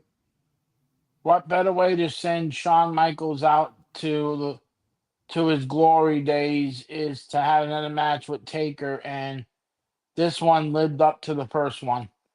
Um, was it a little different? Yes, because it was the end of Shawn Michaels' career. We're not going to talk about that tag team match because Shawn looked it so rusty. And Triple H got injured. Yeah. So, I mean, they all looked pretty bad. Yeah. In that rematch with DX and the Brother of Destruction. It looked like a senior citizen match. That's how bad that bitch was. Kind of. Hands down, you're right. I give this match. I'm gonna go 10 out of 10 with this one too, because I feel like it was one of the greatest matches in a great career, for Shawn Michaels, and now he runs the show in NXT. I mean, he's the man. I mean, yeah, so that's that John's got to say, but damn, what a way to go out, Tony, with the Shawn Michaels Taker match with that beautiful saying. Thank you. Look at you blushing. Look at you blushing like, yes, I said it perfect. Thank you. Stop. Thank you. You make me blush. Oh. Yeah. No, it's just a lighting. Yeah.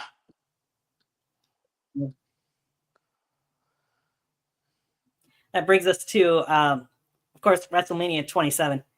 I'll never forget February. I don't recall the exact date, but I remember. I think it was 2/21, if I remember correctly. February 21st. Yeah. 2011. 2/21/11. The Undertaker makes his return because he wasn't really on TV, I don't think at all until then, between WrestleMania and then. But The Undertaker wasn't the only one to make his return, because The Undertaker gets into the ring, and before he can say a word, it's time to play the game. Hits as the game Triple H makes his return to TV as well. And not a word is spoken between The Undertaker and Triple H. Not a single word. Just an eventual sign point, a laugh by The Undertaker at first, to eventually The Undertaker accepting. We get The Undertaker and Triple H as Triple H tries to avenge his best friend's end of his best friend's career at WrestleMania 27.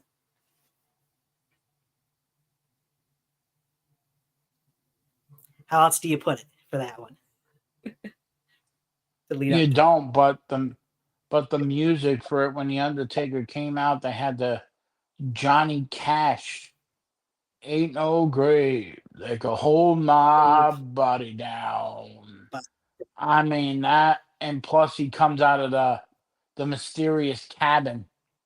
To me, and I could say this, and I don't know why I always felt it, but maybe I was second guessing myself. I said, to me, I thought it was the debut of Sting in the WWE. So did I, honestly. When I saw the I think a lot of Taker, people I said, wait, because at the time Sting was in TNA. I was like, did they not re-sign him? Is he finally coming to the WWE so we can have this Sting versus Taker match? And then when the Undertaker came out, I'm like, oh, it's just a new way to re-enter him into a storyline. But I liked it. right. Nobody talked, and they just went off and did their match at WrestleMania.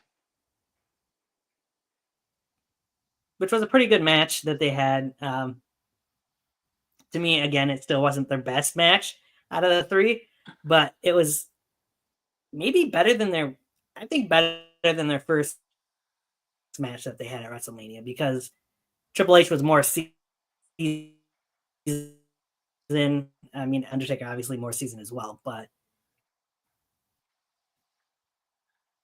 it was a really good match. Yeah. It wasn't Shawn Michaels Undertaker wise, but it's really good. Was this the No WrestleMania holds at barred the match that the Undertaker Undertaker? wins.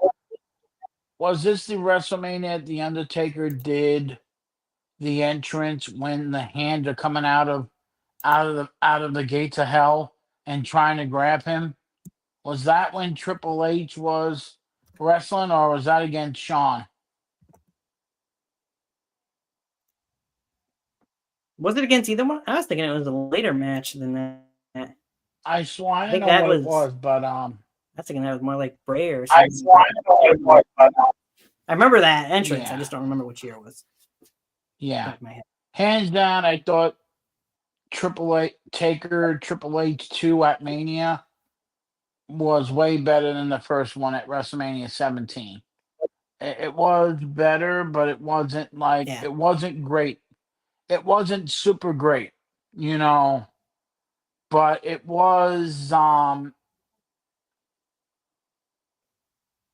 right. But then you see the Undertaker at the end collapsing, and it's like, yeah, he overdid himself, and then we know what happened the following year, the next year at WrestleMania. But yeah, I Which was feel amazing. like we'll get into that one. Like, I give this match an 8 because it was the same old slow Triple H match. Fair. That is fair.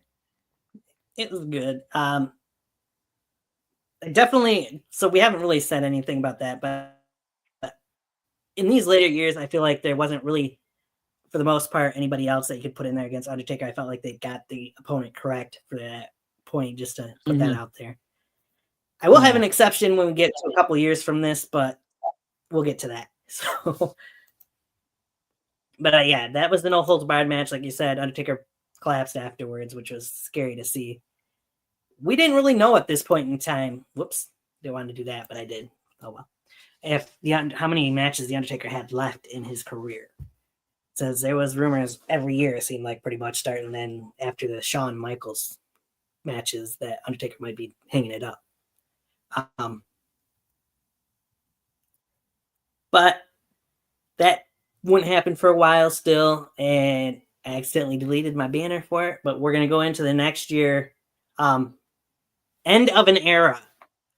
you get the Hell in a Cell match. Triple H versus The Undertaker with the Heartbreak Kid, Shawn Michaels, as a special guest referee. So Taker hadn't really been seen again until the build up to this WrestleMania. Triple H was on screen some, but not much, I think, in between the two. Shawn being brought in made for an interesting dynamic in this Hell in a Cell match. Back and forth match. It felt like at times Triple H was going to get the win. It felt like at times The Undertaker was. But the damnedest thing you see in this match is The Undertaker get hit with the Sweet Chin music followed up by the pedigree. Shawn goes down for the cover. 1, 2. Just before he hits the mat for the 3, The Undertaker kicks out. And I think probably everybody went bananas at that point in time because who the hell kicks out of both Sweet Chin music and the pedigree other than The Undertaker? Not much. And then Not goes on to much, win. but yeah, not much. Okay, so this match is a little different for me. I feel like with the Hell in a Cell and the history between the three men in that in that match, in that I call it the sculpture because it was beautiful. You got Shawn, who was in it first with Taker, and then you have the history of the two enemy that's been in more limited Hell in a Cell matches than anybody in the WWE history. Right. So what a perfect way with that. Good back and forth matchup. Taker kicking out of the pedigree and Sweet Chin music, and then going on winning. But the touching moment I like was all three of them embracing each other at the end on the top of the stage. Perfect way to end that streak with three of the last outlaws. And that name has been used a lot in professional wrestling. Yes. To me, the last outlaw are Shawn Michaels, Taker, and Triple H. And then you have another guy that I think he is an outlaw, but the only thing he knows how to do is say, "Ain't I great?" No, you're not. You've been sucking on your daddy's nipple for your entire career and saying, "Look, daddy, I won a championship." No, you suck. So I feel like, and I'm going to mention his name, the hell with it. Jeff Jarrett, you suck. So when you finally retire from professional wrestling, maybe you should call yourself the last outlaw of the Dairy Queen, because you absolutely are not an outlaw. You haven't faced you faced the Undertaker as a Music City dancer. I want to go to Nashville and make a song called "With My Baby Tonight." Yeah, you should thank the Road Dogg Jesse James for doing that for you, big boy, because you couldn't sing for shit. Right. If you look at Jeff Jarrett's career against three of the greatest in-ring performers, he lost to every one of them. Yeah. He did. The reason why you can call yourself a world heavyweight champion, Jarrett, and this all goes into the Undertaker Triple H match, is because Vince Russo actually thought you had talent. That's true. And I'm sorry, Tony, I don't mean to go up script, but I'm tired of people using that name, the last outlaw, when they don't deserve it. I don't blame you.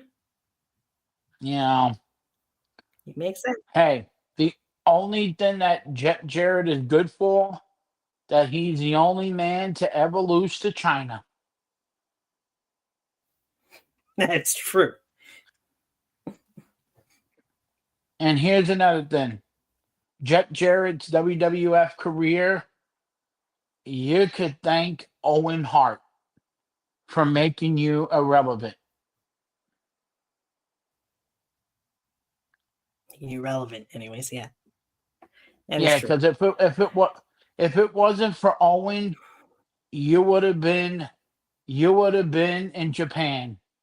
You could thank Ric Flair for making you irrelevant when you left WWE because you felt like you were being disrespected, and basically you felt like you weren't good enough, which you weren't. You could thank Ric Flair for putting you into the Four Horsemen, because the reason why he put you into the Four Horsemen, because Steve Marlowe McMichael couldn't wrestle for shit. It's true. Very true.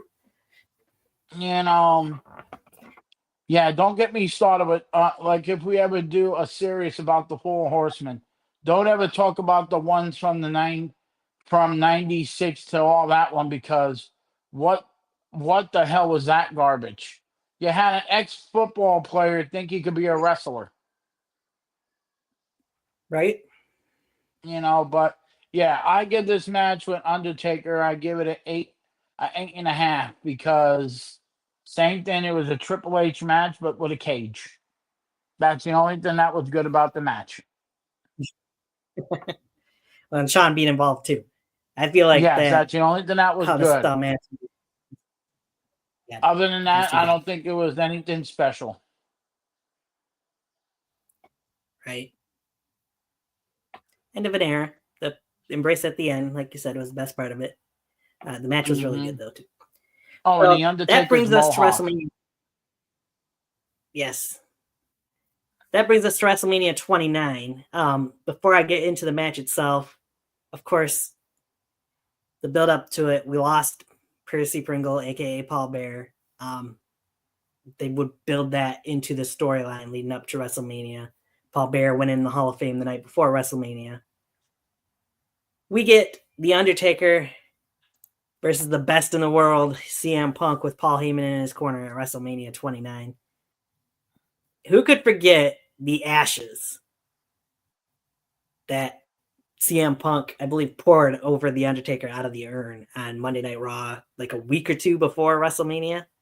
That were supposedly Paul Bear's ashes. Kind of disgusting, but it left an image that is hard to forget. Let's put it that way. For anybody that's seen it. Because Punk would take some of those ashes and wipe them on himself as well. So it was a unique side of Punk. And then they had a pretty good match at WrestleMania 29, in my opinion. What says you? Oh, I do too. I feel like it was a good build up, and who can say that Paul Heyman looks great as a double for for Paul Bearer. Same body build, different. Like, he played it off really well. That it was like Paul Bearer came back. Yeah, it's tough when you lose one of the. I'm not saying not one of the greats, but hands down one of the best managers to ever manage the Undertaker. And there was only two men that actually did it. Paul Bearer, Percy Pringle, and Brother Love, baby. I love you. So I gotta say, good match. I love CM Punk's ring gear because it matched the Undertaker's colors of the purple and the gray. It matched it perfect with Undertaker's scheme. I got nothing wrong with it. I still think, and this goes to Punk. Does he not consider that match with The Undertaker main event quality match. I know it was overshadowed by, Never Again, see all that bullshit. The Rock and John Cena for the WWE Championship, and I think it was what Yeah, Triple H and Brock Lesnar. It was yeah. also on that One after card, him. and I Yep. think it was what Jericho and was it Edge for the No, Jericho went against Fandango in Fandango's debut. oh, for God's sakes, I totally forgot about that match. That's how much I watched it because I forgot about that. Oh my God, that was horrible. Yeah, No, he did.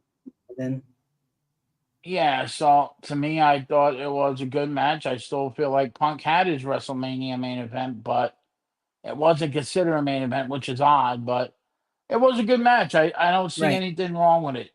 I don't see anything wrong with it. I see like it was a good time, and the Undertaker and Punk put on one hell of a show, and then Punk went on that hiatus for a couple of months. Yeah. And then, of course, he wouldn't be back around for very long after that because then he'd leave the WWE for reasons. So, Yeah, but yeah, I agree. It was a really good match between Taker and Punk at Mania 29, where he became 21-0. And then this shit happened. WrestleMania 30, the first WrestleMania on WWE Network. The Undertaker faces another Paul Heyman client in the Beast incarnate himself, Brock Lesnar, yep. At in the the shock. Pontiac Silverdome in New Orleans, Louisiana. Yep. Where they'll be for WrestleMania again next year. In the most shocking moment in probably WrestleMania history happens as Brock Lesnar, the undefeated streak of the Phenom, The Undertaker at WrestleMania.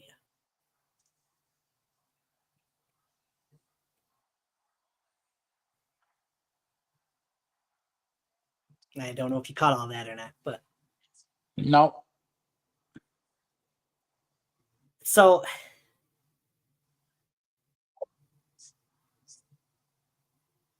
okay, so I'll say it again. I don't know what part they was caught and what wasn't, but the biggest shock in WrestleMania history is Brock Lesnar ends the undefeated streak of The Undertaker at WrestleMania.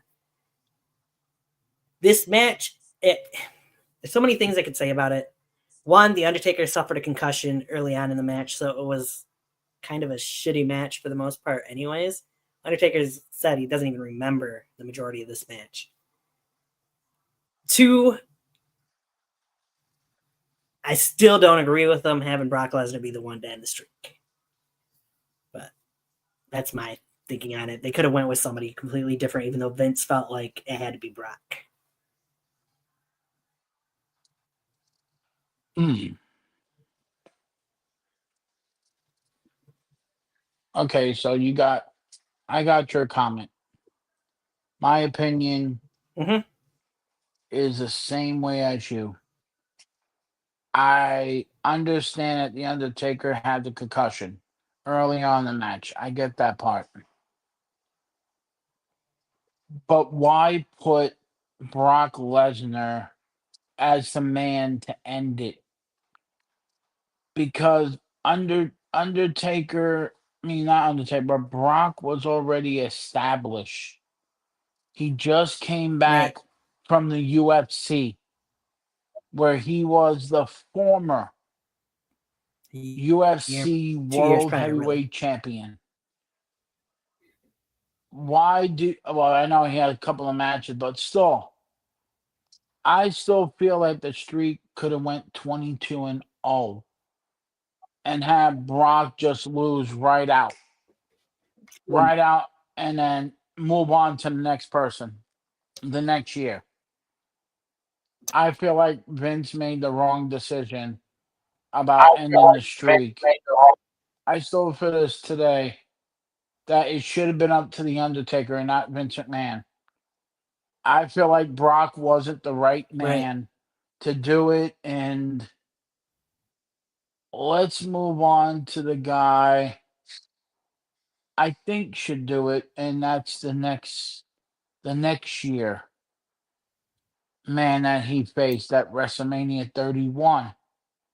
But we'll get to that match. I feel like may he rest in peace. He should have been the one to end the streak and become the new phenom of the WWE. Yes. If you're gonna have somebody in the streak, I agree. Bray Wyatt should have been the one to end it. I know Undertaker's gone on record to say somebody else that he would later lose to at WrestleMania should have been the one to do it, but if anybody, really, Bray Wyatt, I feel like should have been the one. He was kind of the next in line for that type of gimmick, if you will. So just his aura of Bray Wyatt, even then, before we even seen the Fiend and the later things that we've seen from Bray Wyatt, you could tell Bray Wyatt was going to be a big deal. Yeah. And like we said in our previous about the Wyatt family, go watch it, people. We do have our own little show that we did about the history of the Wyatt family, and tell how great they are, all the way up to the debut of the Wyatt Six. Um, Yep. when they debuted together last year. Um, we could add more, but they haven't been on TV, so we don't know what they are right now. We know that they're the Wyatt Six, but yeah, we'll get back to you because nobody knows where the hell they're at. I mean, hell, we don't even have a list Right. of Bliss. We don't have a list of Bliss even there either, and it's sad, So It is. I gotta say, I think Bray Wyatt would have been perfect because he was doing the same shit the Undertaker was doing with the special effects, with all this great stuff. So I feel like Bray Wyatt should have been the next one in line to break the streak. Um, but we never got that chance Right. because of one man. So, Vincent Kennedy McMahon. Damn him. Yeah. Damn him to hell. But, and I don't know if you were done with what you had to say about the Brock Yes, I match, am. but going on to the Bray Wyatt match. One spot in this match that lives in my head, and you see it in clips at times still too. Bray Wyatt doing his spider walk, and as he's approaching the Undertaker in the spider walk, the Undertaker sits up, and Bray just immediately gets out of the spider walk. It's like, it's a moment. It was their WrestleMania moment, if you will, in that match. And they had a great match too, for that matter. You are absolutely right. That when I saw the spider walk, I'm like, oh shit, something's gonna happen. And you get that. That was one of the greatest WrestleMania moments of me seeing the Taker pop up and looking at a guy, other than Undertaker popping up and laughing at Brock Lesnar at SummerSlam in Brooklyn. Other than that's another moment. But other than that, I thought it was a good match for a time that the Undertaker should have just said, "I'm done." I mean, yeah, I feel like he lasted. I feel like he should have just left himself at 21-0 and just call it a career. But it's the Taker. What are you gonna do with him? exactly. So that brings us to, and a lot of these matches, Undertaker would be off TV for the majority of the year in between. So the next one we get into, I'm going to build it up a little bit because Vince McMahon was on Monday Night Raw to give Stephanie McMahon a plaque for, I don't remember exactly what the plaque was now, if it was best child or whatever it The was. But Vincent J. the whole thing, it was McMahon. in the Joe Louis Arena. It was the Vincent J. McMahon for outstanding general manager. Some shit like that. Yeah, something like that. But anyways, they're in Joe Louis Arena. He was about to present that to Stephanie, and then all of a sudden we get, "Here comes the money!" As Shane McMahon, to a huge ovation, makes his return, and he had been out of WWE for many years at that point in time. And Shane interrupts it, which leads us to the WrestleMania 32 match. Vince makes it that Shane will have to go one-on-one in this match. He has to accept this match or not get a match, pretty much, and not get anything to do. But the stipulation is this. He's going one-on-one with The Undertaker inside Hell in a Cell. Shane wins. Shane gets control of Monday Night Raw, and The Undertaker no longer gets to wrestle at WrestleMania again. Undertaker wins. Well, then Shane McMahon's pretty much supposed to be out of the company, I do believe. That's what the stipulation was. Didn't end up that way, but that's pretty much what the original setting was for it. So Shane, I believe I've said this before on shows, and I'll say it again. Shane McMahon is the most gifted McMahon that we have seen in the ring, out of the three McMahons we've seen wrestle, in my opinion. And he shows it every time he's in there with the Kurt Angles, with the Tess, with the Steve Blackmans, with the Big Shows, with The Undertaker, for instance, here. Shane got his WrestleMania moment because he got to come out and do his entrance with his three sons before the match. But not only that, the damnedest thing you could see from Shane McMahon, who's not a full-time wrestler, is this man, this nutcase, climbs to the top of the Hell in a Cell with The Undertaker laid out on the announce table, dives off it with an elbow drop, and The Undertaker moves out of the way. Shane goes crashing through the table in front of his kids, no less. Leading into The Undertaker eventually taking him back into the cell. They wrestle a little longer. Taker wins with the tombstone. But what a match these two had inside Hell in a Cell. It was better than what it should have been for Shane McMahon hadn't wrestled a match in years before this.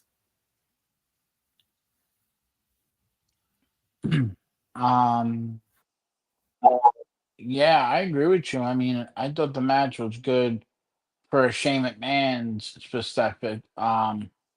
Didn't wrestle a couple of he didn't wrestle like match what 6 years? Something like that, at least. Yeah. The only thing was the one that scary what you said about him jumping off the Hell in a Cell. He must have talked to his teacher Mick Foley about how to almost kill yourself just to show fans. Right? Good match. What I didn't expect, I'm like, oh no. Are they going to have Undertaker lose to a McMahon?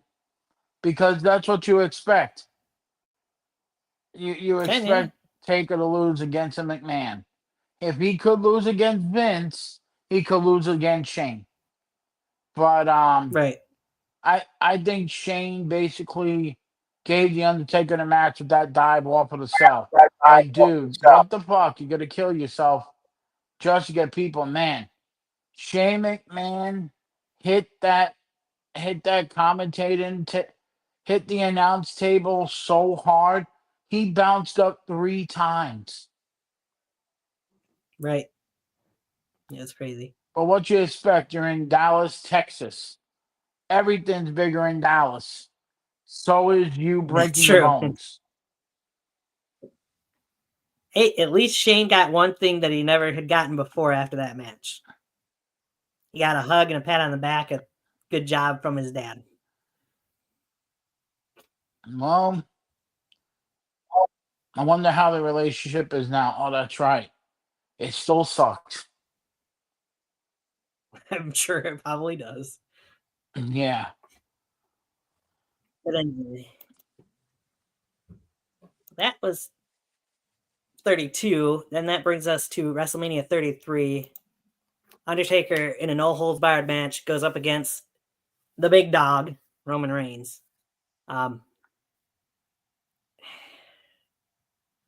So you could tell in this match that the Undertaker really honestly had no business being in this match. He did not look good really at any point throughout this match. He'll even tell you that.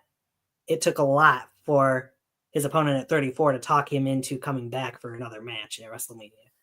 But Joe/Roman Reigns, he did what he could to make this match what it ended up being, really.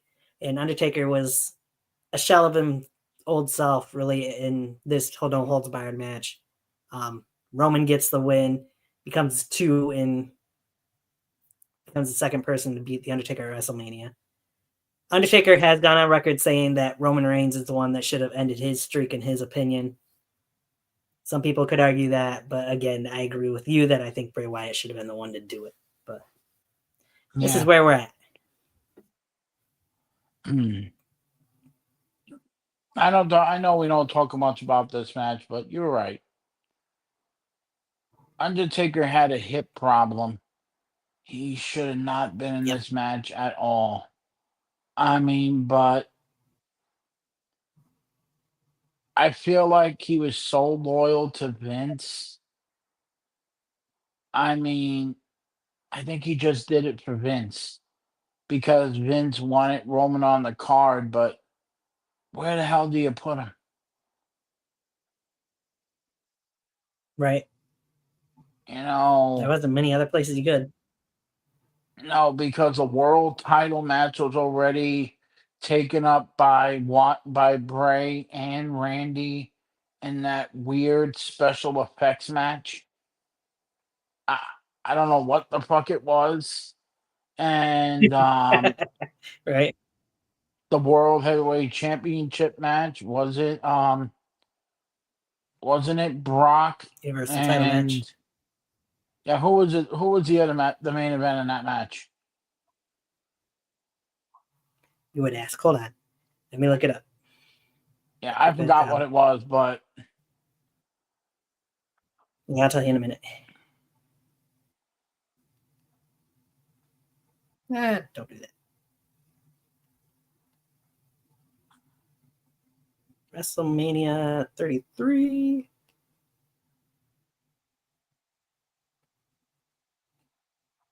No, that's why we forget.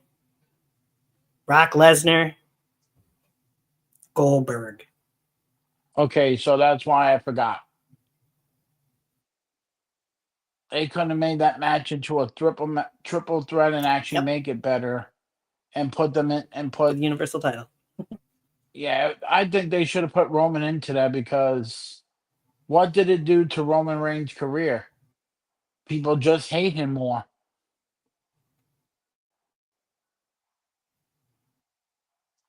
Yep, that's true.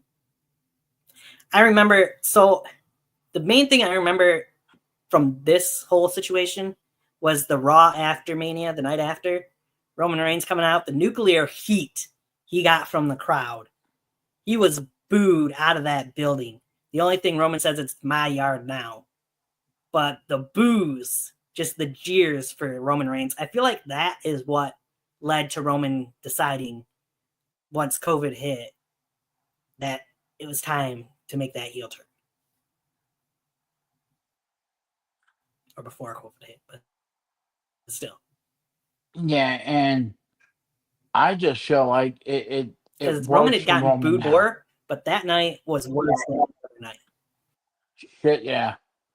I thought my speakers on my TV was gonna blow because that's how loud it was coming over the TV. Like, damn, they're like, I thought it was gonna be a riot at the arena because that's how bad it was. And they booed that man for minutes upon minutes upon minutes before Roman even got that phrase out. Because I didn't think he was going to get anything out because of how loud they were. Most definitely. He got Hulk Hogan booed. If you go back to the debut on Netflix, yes, you're right. He did. He got Hogan booed. I mean, oh,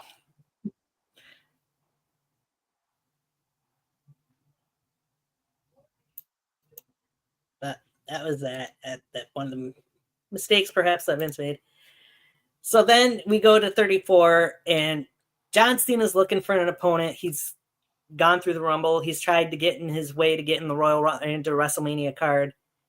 He decides, John Cena, to call out The Undertaker for a couple weeks leading up to WrestleMania. No response, no response, no response.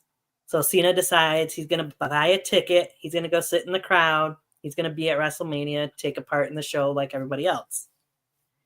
So we get there to Mania 34. Cena's in the crowd. You get a few spots where you see him in the crowd hanging out with the fans. Eventually, though, Elias is out there performing. John Cena goes into the ring and takes out Elias.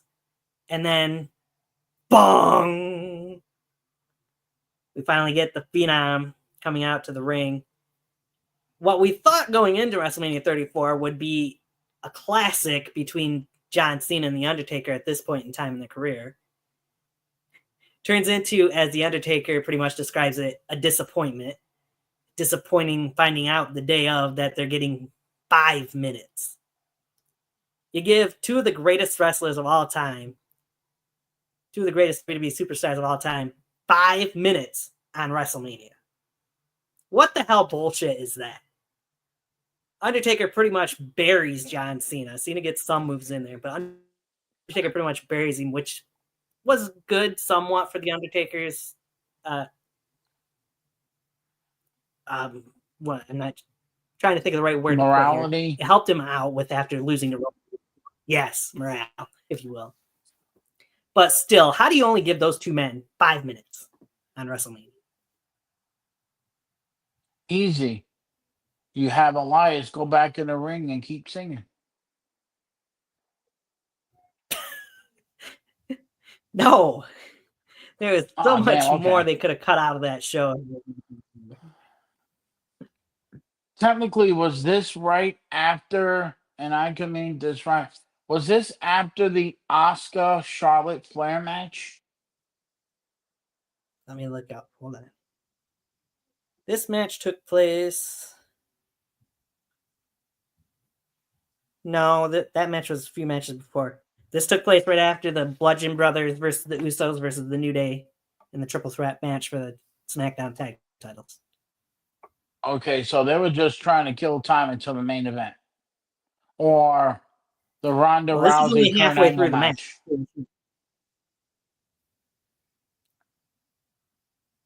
No, because Ronda and Kurt wasn't this was earlier in the show. Okay. But yeah, I feel like they could have gained them more time. And Undertaker, yeah, I have heard him saying interviews. He says it wasn't my call. If it was, this match would have went 15 minutes. Yeah, it should have been at least 15 minutes when you got Cena and Taker. Yeah.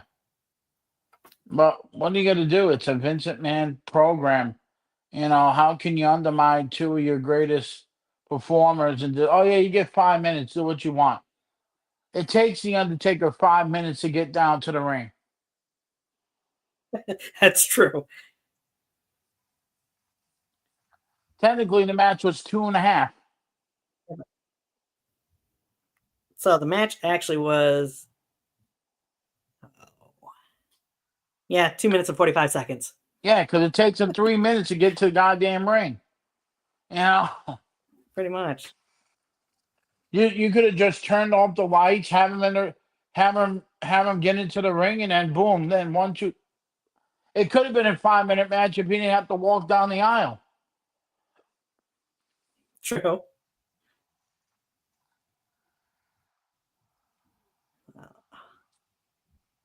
should have been better. That, like I said, it's just a Vince McMahon call, as you mentioned. It was crap for the second to the last Undertaker WrestleMania match.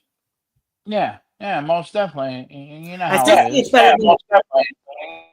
You know, it still was better than the match against Giant Gonzalez, though.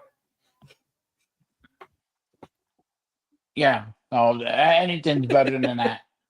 I mean, yeah, It's anything's better than that. So then we move on. He wasn't part of 35,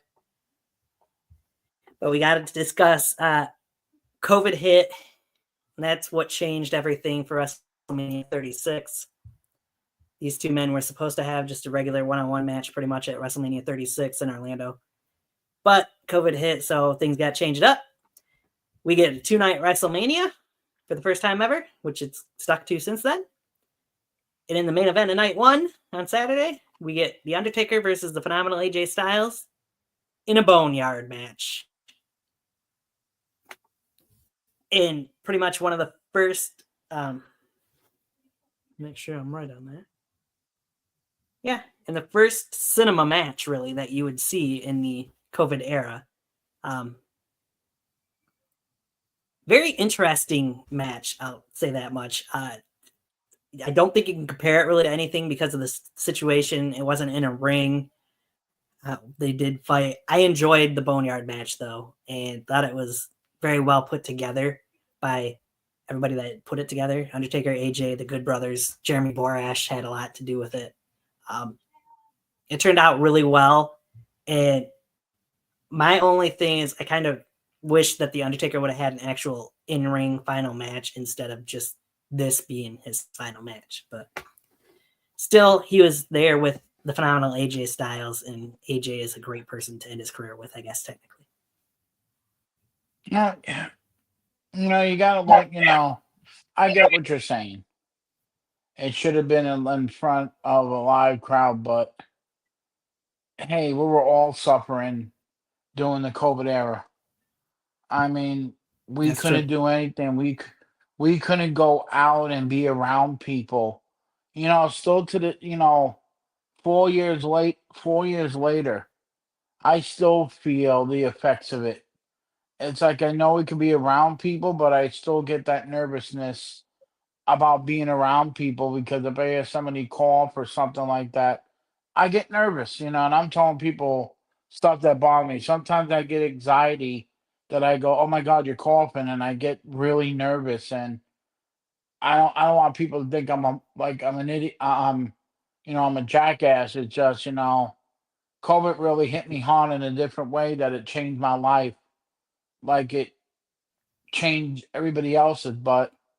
Yeah, I feel like The Right. Undertaker could have got a better deal, but working with AJ Styles and doing what they did to say goodbye to one of the greatest in-ring performers and go 24-2. 25. Is it 25? 25-2? 25 and 2. Yep. Yeah, I'm still not trying to count that John Cena match. Um and all that, but I gotta give it up to the man. He did what he had to. And it was the same day when they filmed that his brother passed away. Oh. When Yeah. you see your Which is brother, when rough. you hear your brother passed away, and you're at a tape, they're taping your match so people can watch it live in their homes during a pandemic, and you can't say properly bye to your brother. It's hard, but what a career, and yes, I don't see anybody else that could have a final match with Taker than AJ Styles. I mean, I like AJ to me, and you can tell me if I'm wrong, Tony. AJ reminds me of a young Shawn Michaels No, I see that.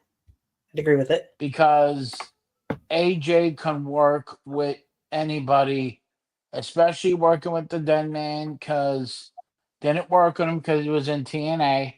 Um,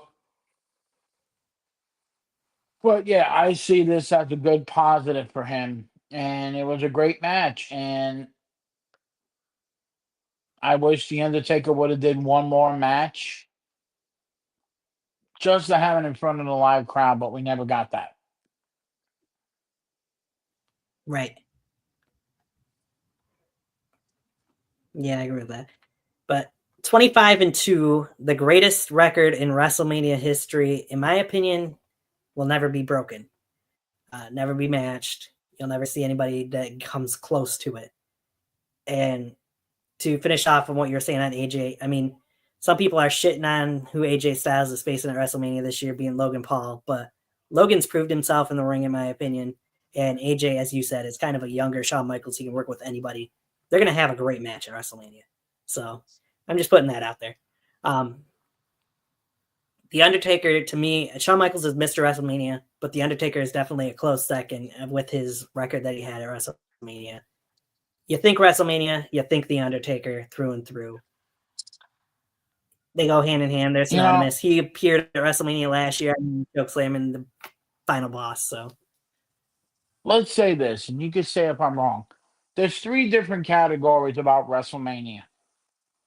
You got the Mr. WrestleMania, hands down, Shawn Michaels. Then you got the legacy of WrestleMania. I call it the legacy of how many times a person has won at WrestleMania. You got to give that to The Undertaker. 25-2 at WrestleMania. Then the headliner of WrestleMania. The man that, and I hate bringing him up because he's nothing but a bag of, he's not worthy of his time. I disagree with you. Hulk Hogan. I got to disagree with that. Who do you think? You got to go with the tribal chief, Roman Reigns. Look at how many WrestleMania he's now main evented. No. I understand that. I agree with you with Roman. 10 main events in yeah, that's a lot. WrestleMania. Nobody else. That is a lot for somebody.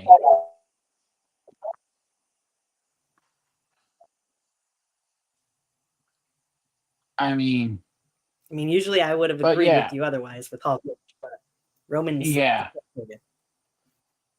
Roman broke that. I bet Hulk Hogan might sue him. Who cares? You took my spot. I would have beat him. I slammed Andre the Giant on the floor at WrestleMania 3. I should be the best. Yeah, no, you're not. No, he's not. But Hogan has his. But speaking of Taker, and I want to ask you this: you think he should have gave one more match in front of a live crowd? Yes. I feel like his retirement speech that he did at Survivor Series in front of the Thunderdome, I felt like it was nice, but it was not up to the Undertaker standard. Right? At least he got this Hall of Fame speech, so it's better yet, but yeah. Damn it. Thanks. I wish, and I know you might agree with me, I wish his one-man show comes to Muskegon. It'd be nice to see what the hell he talks about. That would be interesting. Unfortunately, I think the closest we'll get is Detroit. Yeah, I don't know what he actually does. Probably Detroit. The one Dead Man show where he just talks about old rivalries, I guess, and matches. I don't know. Yeah. Sure. But well, at least he's on a comic like Dolph Ziggler. Yes, that's true. But so that's that on the streak, the greatest streak in WWE history, WrestleMania history at least. It's all building, of course. We got WrestleMania coming up in 2.5 weeks here. 2 big shows coming up. Will be, I don't know, we'll have to talk about off the air if we're going to do something next week or not. But of course, we'll have our WrestleMania predictions show, which we got to decide if we're going to do it that Friday before still or not. John and I kind of talked about it. You didn't put your 2 cents in, but we'll get that figured out. I'm sorry. Anything else you want to mention as we you were busy, I understand.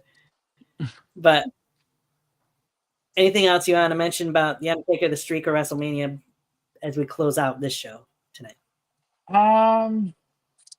Here's one more thing. Out of all 27 matches he had at WrestleMania, which one was the best one?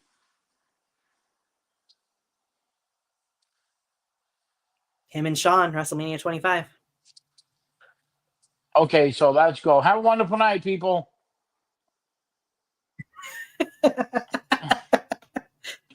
Like I said, it's between that and 26 because I felt like those were the 2 greatest matches out of all of them. That's why you're the professor, Tony Shanae. Tony Shanae, huh? Okay. Yeah. That's a new name. You're like the Mike this. Tenay of wrestling.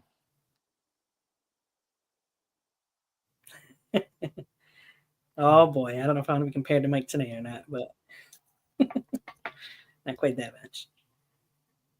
But anyway, when you're talking The Undertaker, you can't end it without, well, I mean, you got a fist bump you can do, but you got to say, rest in peace. Too bad